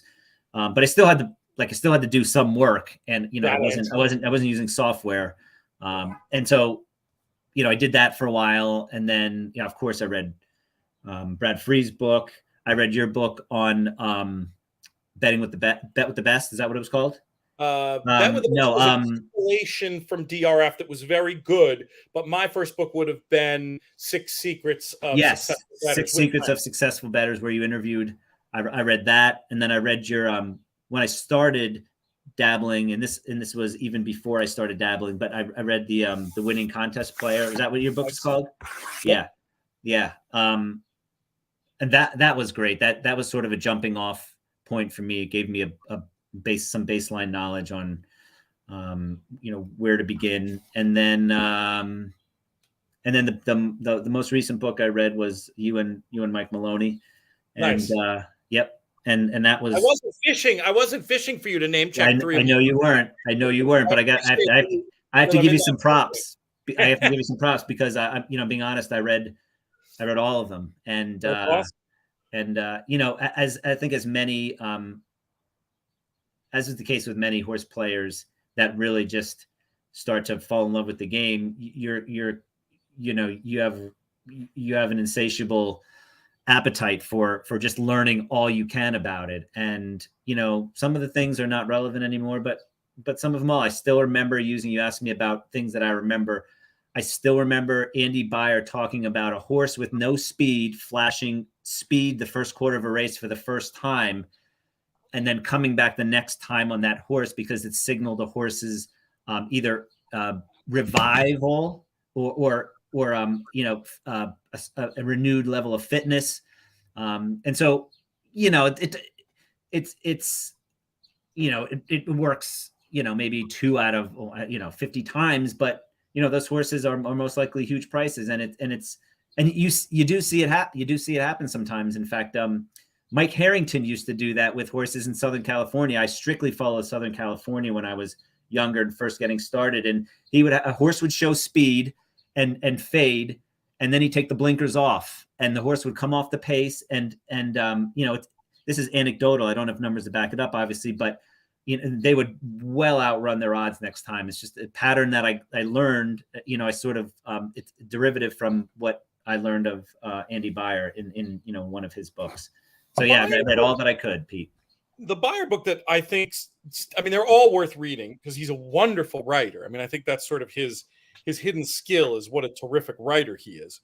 Yep. But the Winning Horse Player, when he sort of, I get why he had the attitude about speed figures he did in the first books when he writes about, the way, the truth, the light, and all that. At one point in these markets, that was enough of an edge where you really didn't need to worry about too much else. And obviously, as markets do, they catch up, they sharpen up, and the game changes. And all of a sudden, it became much more about how the figure was earned. And for me, when I reread The Winning Horse Player, before all of my racing books, I think I reread the entire Beyer oeuvre. And I'd throw in my $50,000 a year at the races as well, which is much harder to find, but is also terrific, just because I found it so inspiring. But the most recent, and this is getting on a few years now, but probably prior to the Maloney book, rereading Winning Horse Player, I was really struck by how much of the stuff in there, especially his trip stuff, really resonates. And that's what I was wondering, if your trip knowledge came in part from there. And the other one I was guessing that you didn't mention is Steve Davidowitz and Betting Thoroughbreds. Oh, for sure.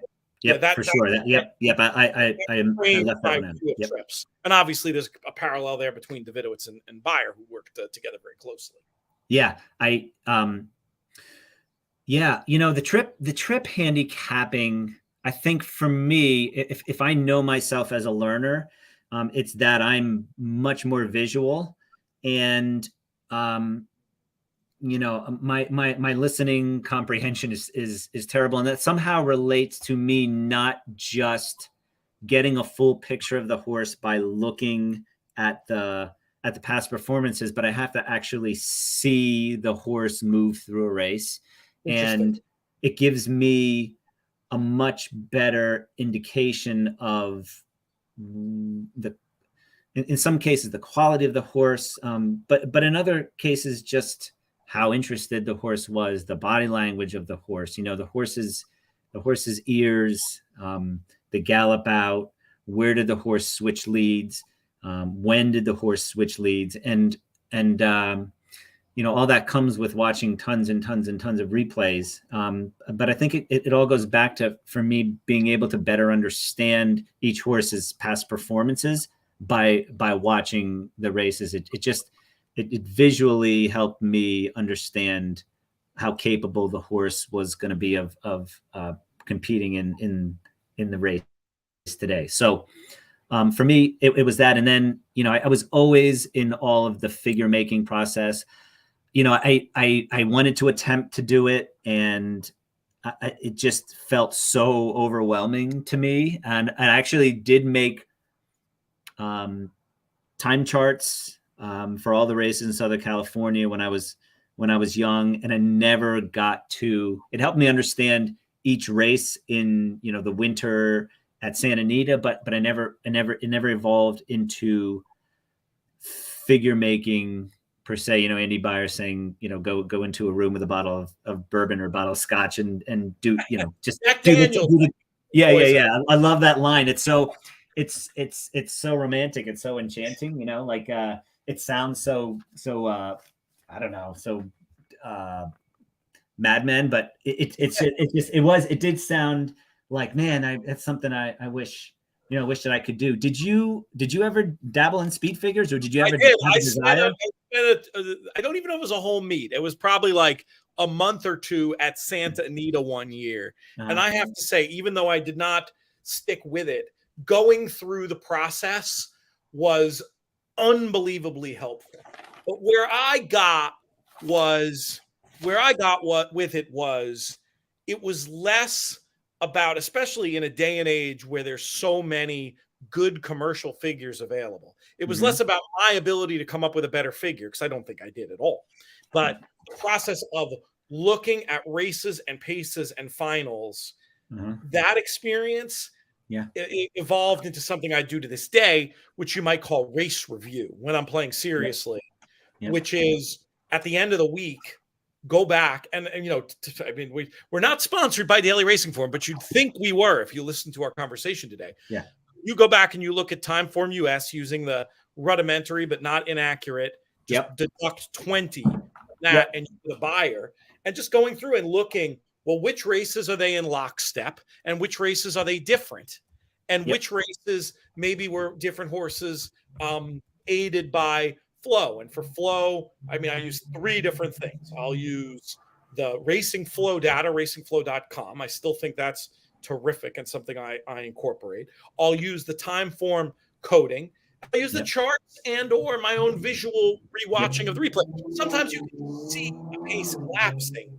And I'll say to myself, especially on the turf where, the timing can be wonky, like even if none of my other hard data is telling me that was a fast pace, if the race collapses, I'm thinking, I don't know, maybe there was a wind, maybe something happened that made that race collapse, and I'll still upgrade the horse that made the fast pace into it. But just by going through and evaluating and making a note on, this race, trust the figure. This race, I'm not figure. In my formulator notes, I might just write figure disagreement versus figure figure agreement, figure lockstep, figure confident, whatever it is. And then as horses, which races to check every single horse that comes back out of it for more of a line on which of the two sources is that number correct. Now, speaking of notes, for your trip stuff, what are you using? You're not doing that manually. I assume you're using Formulator or another website that allows you to put notes in. So Timeform allows me to do that. And I'll use Equine Edge, and there's a note feature in there that allows me to. Oh, that's interesting. I didn't even realize that. Yeah, to do that. So along with the notes, I used to keep a huge horse watch list, and I started finding that I'd marry myself to those horses on that list. When they came back next, I couldn't get away from those horses. Yeah. Regardless of the situation that they were in today and how it factored into their chances for winning. And so I actually stopped doing that. And I think it's something I need to work on, because I really think horse watch lists are beneficial. But for me, it was turning into a detriment, because I'd almost, I I'd play those horses back almost blindly. I think mostly because I was afraid if I didn't and they won, I wouldn't, I'd be beside myself about it. And that, and tangential to that is, the mental part of the game. And that's a whole nother discussion, but it's something I've gotten much better at. And something I'm continuing to work on is seeing a horse in the PPs, thinking, hey, that I remember that horse's trip. I remember the flow of that race, and that horse was up against it. But now not being married to that horse, and that's I think that's something that's really takes a lot of work, and understanding the conditions of the race today, and if that the horse has to fit in the conditions of that race, or the pace of that race, or else that you just pass them up until the next time they're in a better spot. So for me, it's something that I started to do from watching so many trips, but got away from, and probably should get back to. I don't know. Do you keep a horse watch list? And if so, do you find yourself doing that at all? Or are you able to parse out the noise from the horse watch list? It's funny, and I didn't really think of this before, but I don't get the emails anymore, except for horses that I own, or I'm particularly horse. I do it more as a fan now. Yeah. But I just feel like I have so many more notes that it takes care of itself. And maybe it does help be more objective when you've got notes on every horse and you don't get so married to the ones. And there are certainly ones that I remember that in the old days I would have done that. But I do think it helps with some of the marginal ones. Yeah, having all those notes is a great I think it's a better way of doing it. And I mean, this summer I'm hoping to get back to doing close to the 100% job, where it'll be, there's two kinds of notes for me.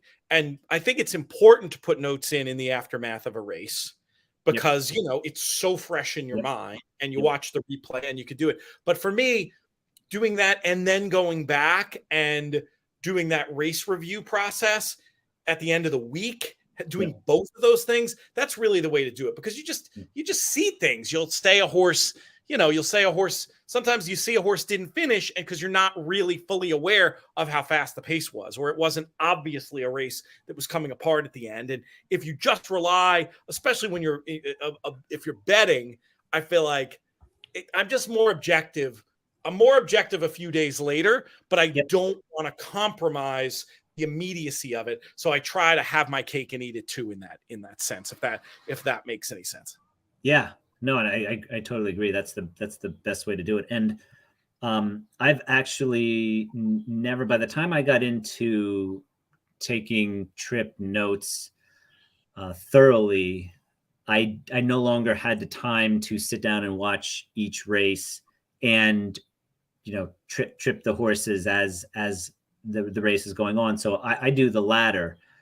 But I think, your point is well taken, that the comprehensive approach probably helps you understand the big picture much better. And another thing is, I think that it's in this day and age, it's one of those things that you have to do to gain an edge. And it's the things that you need to look for that are not going to be caught by the chart caller, so to speak, or going to be underestimated by the chart caller, that you need to really hone in on, that are going to, at this point, bring value, because these trip horses at this point are so overbet. If you see, for the most part, I mean, every really obvious one. Yeah, they're obvious, like steady sharply 3/16 is going to be, is going to be overbet the next time if the horse is in the same condition, as they were in the last race. So, trying to find those subtle trips, an horse was in an in-between spot. Horse took a bad step on the turf. At Belmont, sometimes you'll see that happen. a horse not switching leads until late, or not switching leads at all because it was first off the layoff and the horse got tired. Just little things like that aren't going to be in the chart caller's notes that can provide value for you. I want to talk to you more about lead changes, but we're going to talk about this race because we didn't really do the Salvatore Mile all that thoroughly. Right. We sort of capped it before. We only have a couple of minutes here. I'm a little surprised. I mean, Nimitz class, we often talk about how the crowd falls in love when they see all the ones at the right hand of the screen. This horse is going for the 6-peat today, as it were. But I don't know. I don't love the way the race shapes up for Nimitz class. I mean, obviously it wouldn't be some wild result or anything like that, but my gut is that the 3-2 is too short on the outside most of the speeds here for a horse that I think, has stalked and pounced on a slow pace, but has never, I think with a fast pace expected today, as cool as Nimitz class is, 10-16 lifetime, this may be a little bit overbet for me. Where are you with this horse? Completely agree. I think Octane sends hard for the lead, because this horse's fastest races have been on the lead. I think the 7 trademark, who time form I believe projects to be on the pace. Rosario, I think he's going to want to sit off, and then the 8 is going to be left chasing a horse that's going to be going pretty fast, and I don't like Nimitz class in that spot at all, especially at 8-5. I do love 14-1 on the 6 Octane because, a lot of people will probably look at this race and say, or people are looking at this race saying, there's a lot of speed in here. Let's find somebody from off the pace. And, there's a chance that it's going to play out that way, but I'm going to try to be a little contrarian and think about this a little more. Thinking about this a whole bunch, I think the 6 Octane may be on a lone lead, and at 15-1, that's good enough for me. I also thought the 1 was very logical. Now he was 9-2 morning line, and the public's all over him. I think he's actually the favorite right now. So at 2-1, no, thank you. I do recognize that he is very live and has a very good chance. In fact, he was one of the 2 that I was skinny to in this leg. And I thought the 5 Bourbon Calling was a little interesting.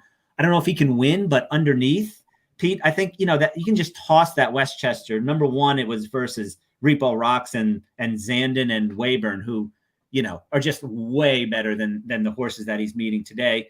And you could argue that, he might have regressed off of his biggest speed figure ever. He is 7, so, they don't bounce back like they used to. But if he can bounce back to one of those 2 races at Aqueduct, Vargas gets back on. I think he's live in this spot to run into the number somewhere. What else were you seeing? I think with as much money as Nimitz is taking, I'm going to be okay playing the 1 and the 9, who I just think are going to, man, you might be right. And if the 6 shakes loose, that's going to be hard for the 1 and the 9. But if there's enough pace, I think either the 1 or the 9 is going to get a perfect trip. And if I'm willing to play against Tribhuvan, especially, 1-9 to the 2 and the 5 in doubles, and just hope for the best. I think that's going to be my approach for going back in here. Got to get your bets in now. We're 0 minutes to race number 12 on the firm turf down at Monmouth Park. If I could only be in 2 places at once. It looks like a nice day down there on the Jersey Shore. We didn't talk about this. Where did you grow up? Where do you live now? I live in Allentown, Pennsylvania, so Lehigh Valley, about 50 miles north of Philadelphia. Yeah, and that's where I grew up, and that's where I've stayed my entire life. Yeah. Have you gotten to Monmouth much in your life? I have not. I've never been to Monmouth Park, and I'd love to go. Track? Yeah, or are you more of have you always been more of an off-track player? No, I mean, we go to Saratoga every summer, and so that's my foray into racing for the year. I've been to Aqueduct for the Wood Memorial. Oddly enough, I've never been to Penn National, which is about 45 minutes away. I've never been to Parks, which is about 50 minutes away. So anyway, all right. Here, so we'll throw it to Chris, and we'll be back in a minute. Okay. Speed, and there's Petulante down towards the inside. They're a clear 1-2. Empty Tomb is just off of them, is now in third. Now a shared third as Trademark joins them. Artorias is a touch wide as they work into that turn. On the front end, it's Octane. Octane is on the engine, is now up by a full length. Artorias is stalking from second, backing off the paces. Petulante in third. Looks like he wants out of there. Nimitz Class has moved forward, is taken fourth. Empty Tomb, Trademark, Bourbon Calling is in behind Bourbonic, and Bourbonic is very close to the pace this afternoon, is only 2 off the lead, but is wide as they're tightly bunched, 24.45, and Octane tries to slow things down. Artorias is right to the outside here from second. Giroux just took a look over his right shoulder. He sees Nimitz Class and Bourbonic, who makes it 4 across the racetrack to join them. 4 across the track as they approach a half mile left to go in the Salvatore Mile. Trademark is trying to make up some ground. Also, Petulante, who did work off the rail with Empty Tomb, is right there, is now shuffled back towards the tail end of the field with Bourbon Calling. They are tightly packed as they work into the turn. 48.41 for a half mile time.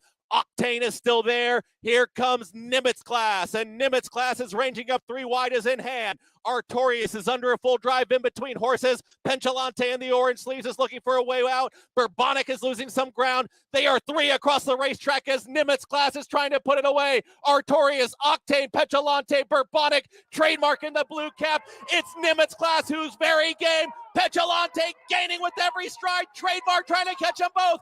Petulante, Nimitz Class, Petulante, Nimitz Class, Petulante! Petulante wins it over Nimitz Class. Then came Trademark, who's in a photo with Artorias in 1 minute, 36 and 4 in the Salvatore Mile.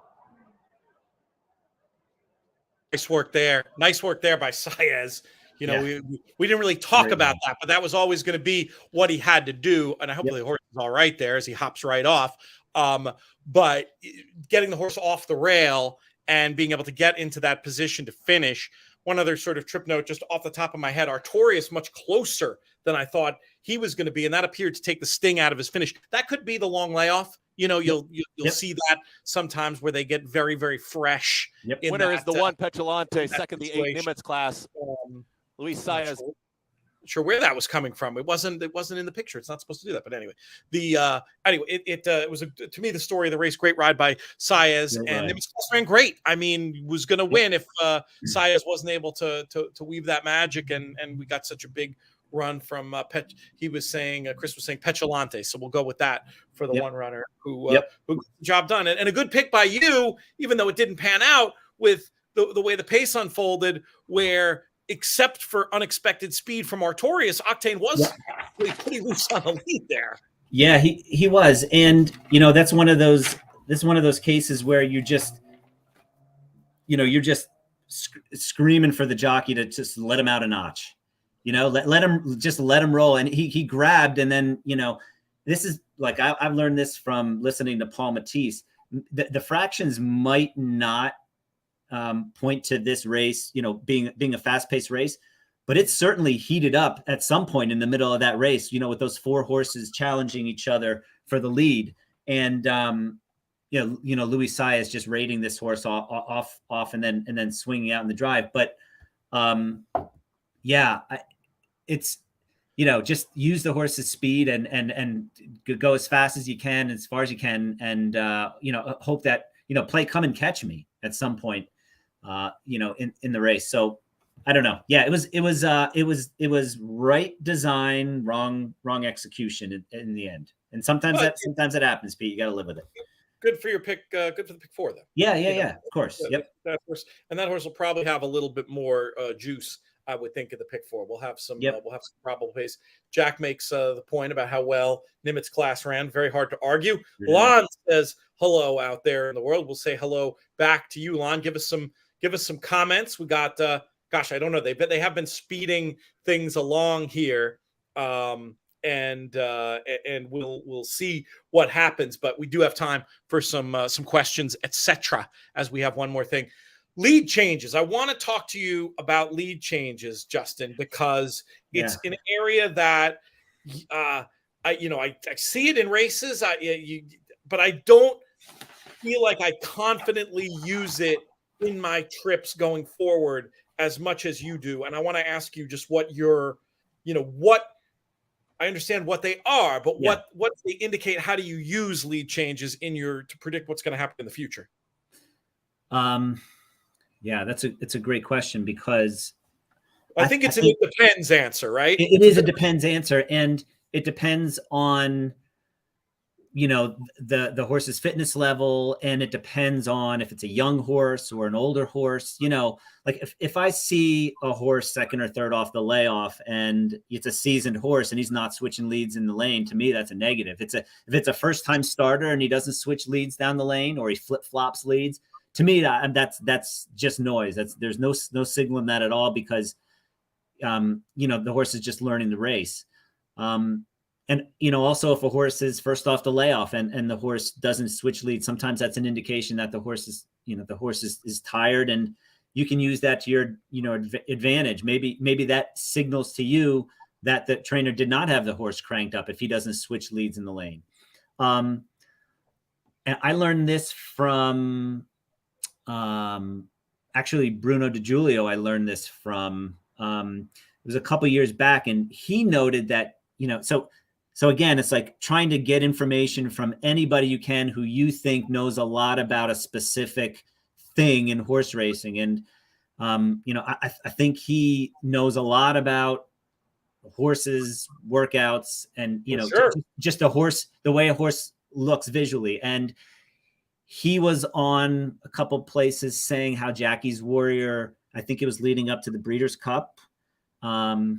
God, I can't remember what year it was. Anyway, was switching leads way before he should have been. He was switching leads, before the top of the stretch. And, how that is a signal of a horse being uncomfortable for some reason, or, a horse having to be on their correct lead far longer than they should be on their correct lead, so, the long answer, Pete, is that I think it's totally situational. I'll give you one more example. Sometimes a horse will be on its wrong lead the first time around, first time through the wire, and then will stay on the same lead for most of the race, and that can be a negative if the horse is an older horse. It can be a positive if the horse is a young horse who's learning, or a horse who's racing into shape.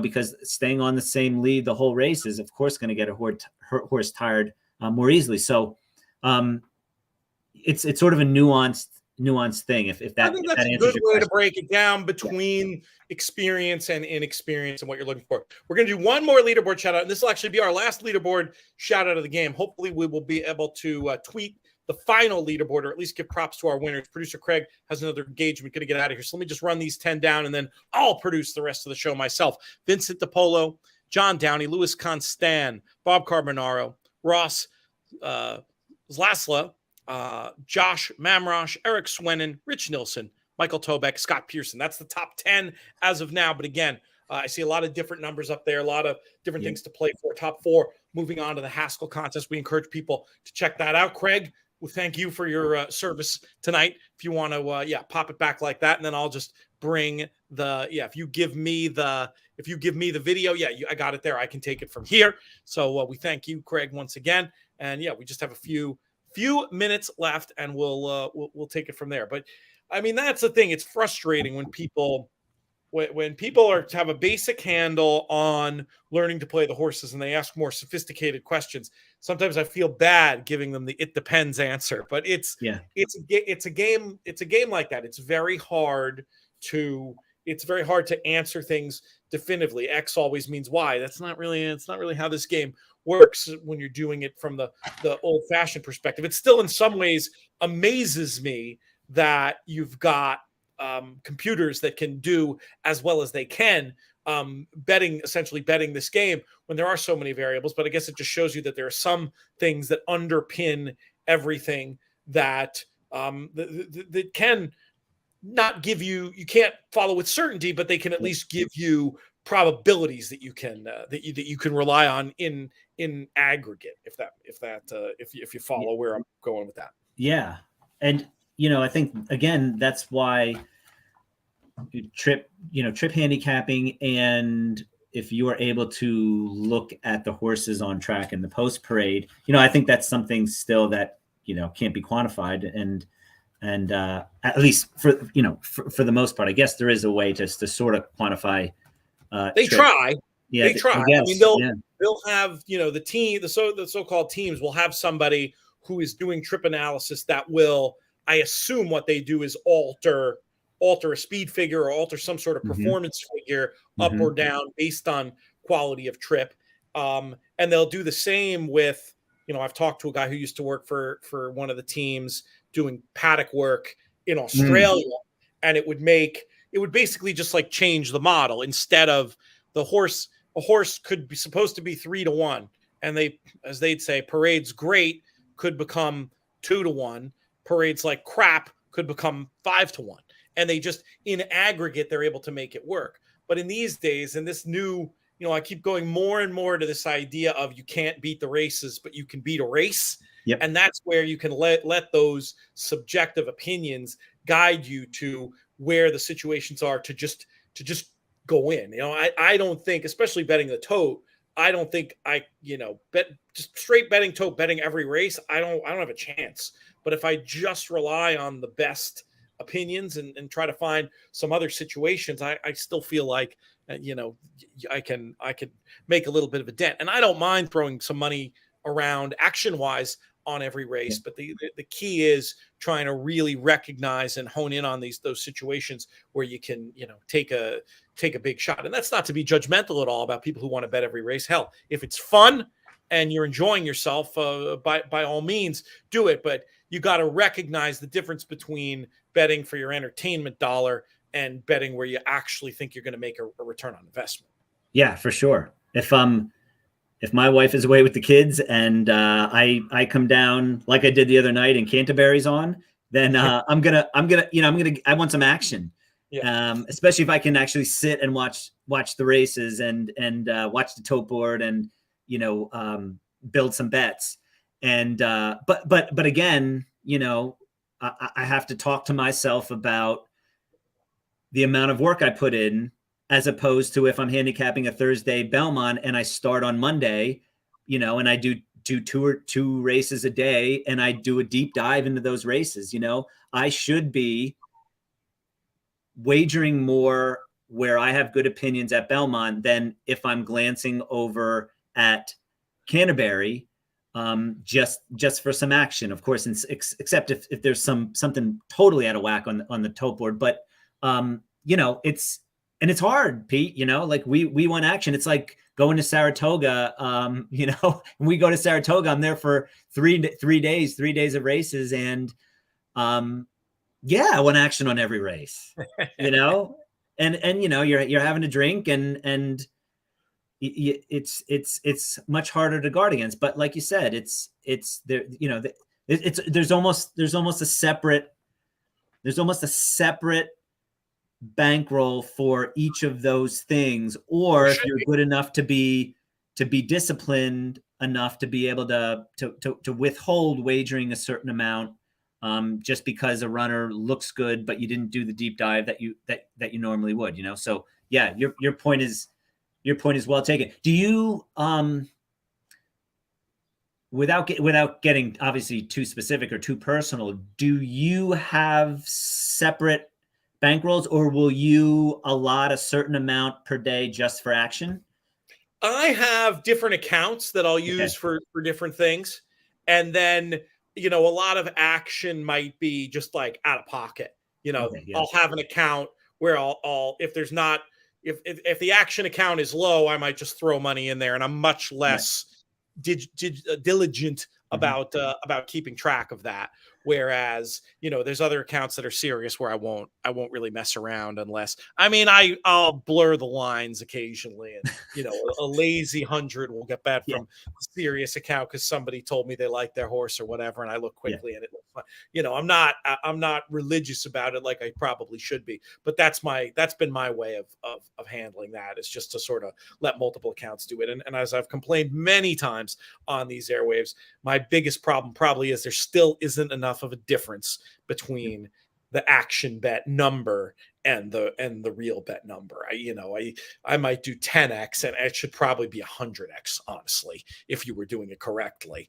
But I'll tell you what's great, because I don't, it's one of these things. It's like the cost of being a degenerate.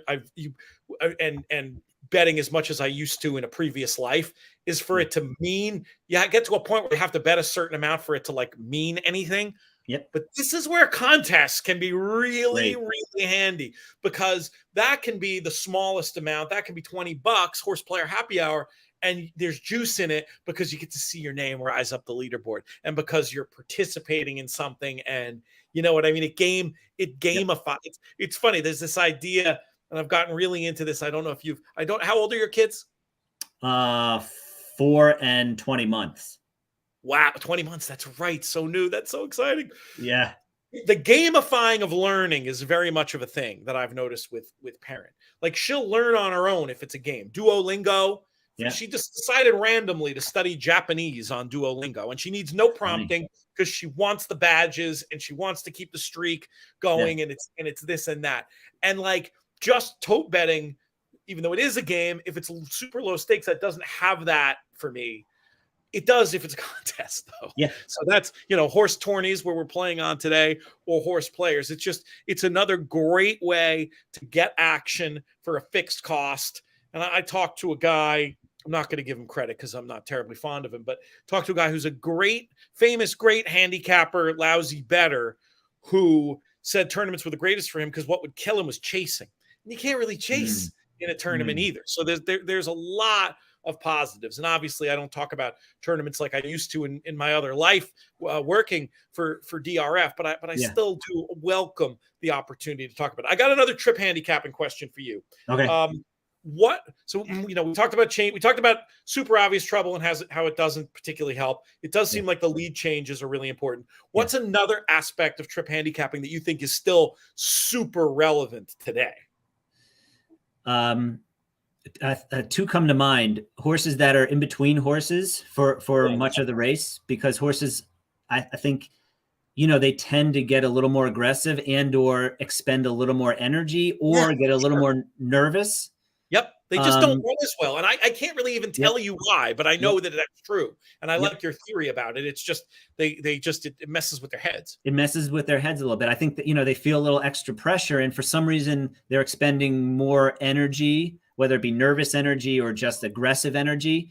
And they seem to be a little less comfortable between horses, at least most horses. The other thing that I've noticed in turf racing is the uncovered trip, that even if it's a 3 wide trip or a 2 wide, 4 wide trip, those horses that are saving ground are just, they've such the best of the race, and horses that are much the best if they go 3 wide, are not, it's just they're expending more energy because they're running harder and further than the other horses. And I know I can't speak for everybody, but for me, for a long time, I've overlooked that. You say you see 3 wide on, in the comments, and it's not it doesn't really register like a taken up 16th pole does, but an uncovered turf trip can be a bad trip. Oh yeah. Frank in Southern California calls it the kiss of death trip. That's great. And I think some places you can get away with it more than others for whatever reason. Yeah. But I think that's a good point. I mean, between just like not having drafting is a thing in turf racing, and it's hard to, I think it's easier to identify in UK turf racing. The bends, I think, sometimes make it, because of the bends, sometimes it's something that would be an advantage on a straight is not an advantage, because then you end up not being able to get out or whatever, or not be able to move when you want to move. You get stuck in the phone booth, stuck in the vice.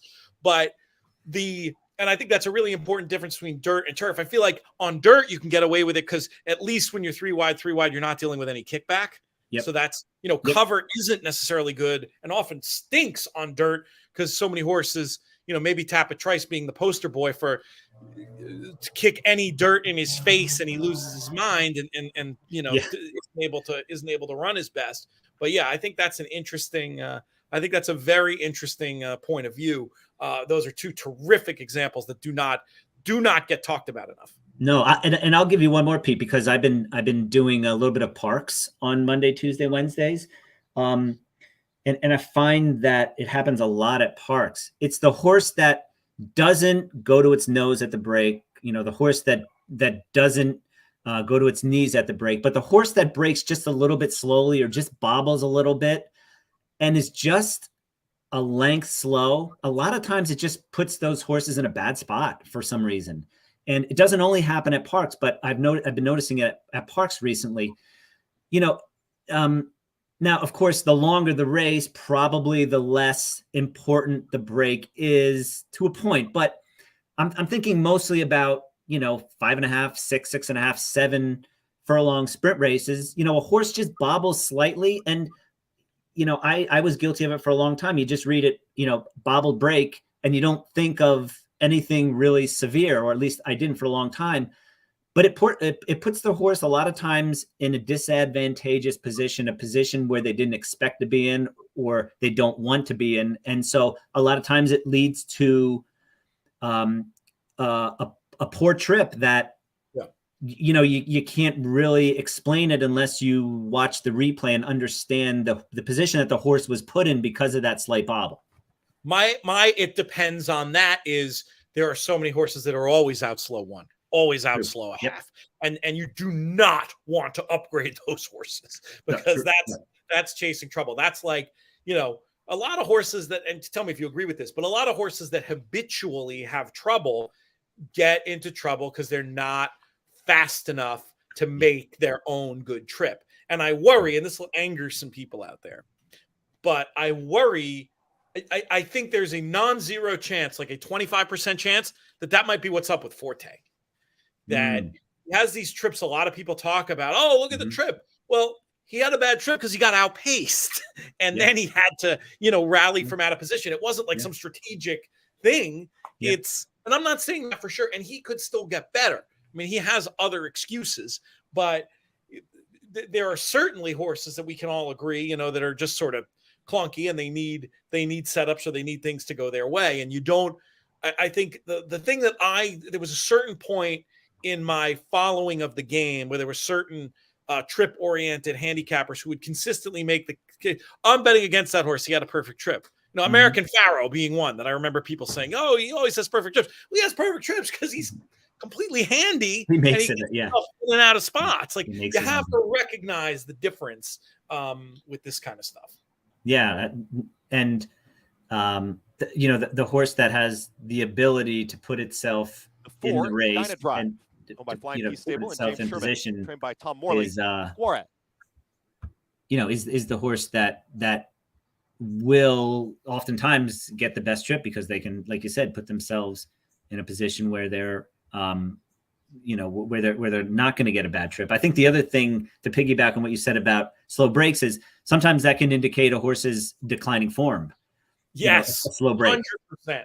100% great point. If it's a really experienced horse and they start to lose their speed. So it's kind of funny. It's like there's a sweet spot where it's just like, I wish I could think of one. There are definitely examples of like very good horse, random slow break that led to a bad trip that was just, then a bunch of works and it's not going to be an issue going forward as opposed to, I suppose Arrogant is a great example of a horse who just at some point lost his tactical speed and he could still run, but just not the same horse. That's a great example. Actually, that is he's the poster horse for that exactly what we're talking about, losing uniform, and that being indicated by not being able to get out of the gate here. So we have 1 minute here. Do you go over it a little bit? Then at 3-2, Pete, are you against them at 3-2? I think it's a little skinny. I'm, ton of money on the 5, who we both like, but I think this is a case where, it's good to be alive. Good to be alive in the picks already. Yeah. And hopefully we can get that one home. 2-5.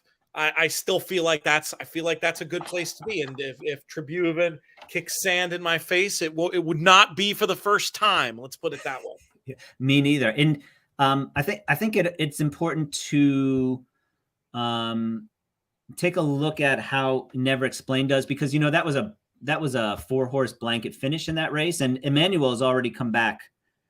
Manual won, right? Emmanuel has come back to win. So, I'm looking to see who the other horses were. I feel like Hurricane Dream. Yeah, Hurricane Dream was within a half length. So, most times it's that blanket finish is like that was a slower race. But, so Speaking Scout and Never Explain both come out of that blanket finish. So this will give us a good line on that race at where was that, at Pimlico, the dinner party. Yes. So that it's just something to think about going forward. I happen to really like Hurricane Dream out of that race. Yes. Going into that race, but he got bet down to 6-5. That's neither here nor there. But that was a good field. The Tone finished 5th after setting the pace. So we'll see what kind of read we get on that race. Racing Downwind alive here in the 1 and the 2 for the pick 5. That's a good position to be in. Hopefully, if we don't get it done with the 5, we get the 1 and the 2 for Racing Downwind. And any other thoughts on this race? Looking at the tote board fresh, any new plays you might make, or this is a situation when you're singled. Sometimes in the pick, it makes sense to play whoever you're afraid of above your top pick too. That's a strategy that can be useful. Yeah, I expected Catnip to be much lower than 5-1. I thought the horse would get bet off the 7-2 morning line. So 6-1 now on that horse. It's sort of a similar situation to Consumer Spending in the other turf race. At 6-1, to me, this horse is a use now. And how would you do it? Would you just bet to win, or would you mix in with the 5 who you're already? Yeah, that's exactly what I do. So, so alive to the 5 in the pick 4. I would probably press the 5 over the 3-6. In fact, that's what I'm going to do now. And then I'd play a small 3-6 over the 5. Yeah, so the 5 is sort of floating back up now. He was 5-1 for a long time, and then took a big punch, and now he's floating up. But the 2's the other one taking the money. Well, and Tribubin is now even money. So yeah, I'm interested in the 6 now that he's 6-1 as well. Giving the fixed odds a look, Tribubin is a shade over evens, kind of like 11-10. 6 is Never Explained. 5.5 Speaking Scout. 30-1 Dynadrive. 5-1. Wow, 5-1 Commandeer in the fixed odds. That ain't bad. Yeah, that's great. And then 5.5-1 on Catnip. So lots of ways to go. Just to preview a little bit, we're going to watch this race and we're going to hit it because we're over time today. But we encourage folks to go on to Horse Tourneys and look. I'll try to send out that screen at the end. But we will come back to say a quick goodbye here for certain. Oh, folks who are watching streaming content, by the way, in a few hours after the last at Santa Anita, I'm going to be on with Chappie and Duke Matisse to take a look at the mandatory payout at Santa Anita tomorrow. It'll be in the middle of the night here, but that should be fun. No, good stuff. Duke's always great to listen to. Oh, yeah. And they're off. We'll go to Chris. Tribubin breaks well down towards the inside with Never Explained, who's in the early mix. Dynadrive and Catnip's going to join them as they get set to come out of the chute. Tribubin has got the lead, but Catnip is right there from second.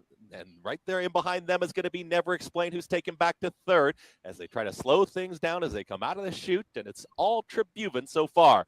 Tribubin in front, Catnip, Never Explained. Moving forward is Dynadrive. Commandeer is going to be a touch wide around this turn. And Speaking Scout, Jorge Ruiz, they're the trailer, but only 3 lengths off the lead. 24 seconds flat for that quick opening quarter mile. Tribubin has got the front. It's Tribubin who's up by a full length. Catnip is now comfortable in second. Dynadrive is at the rail in third. In behind them is Commandeer. A touch wide still, and the red cap is moving forward. In behind them is Never Explained. Luis Saez, they're second to last, and Speaking Scout is caught up to the pack.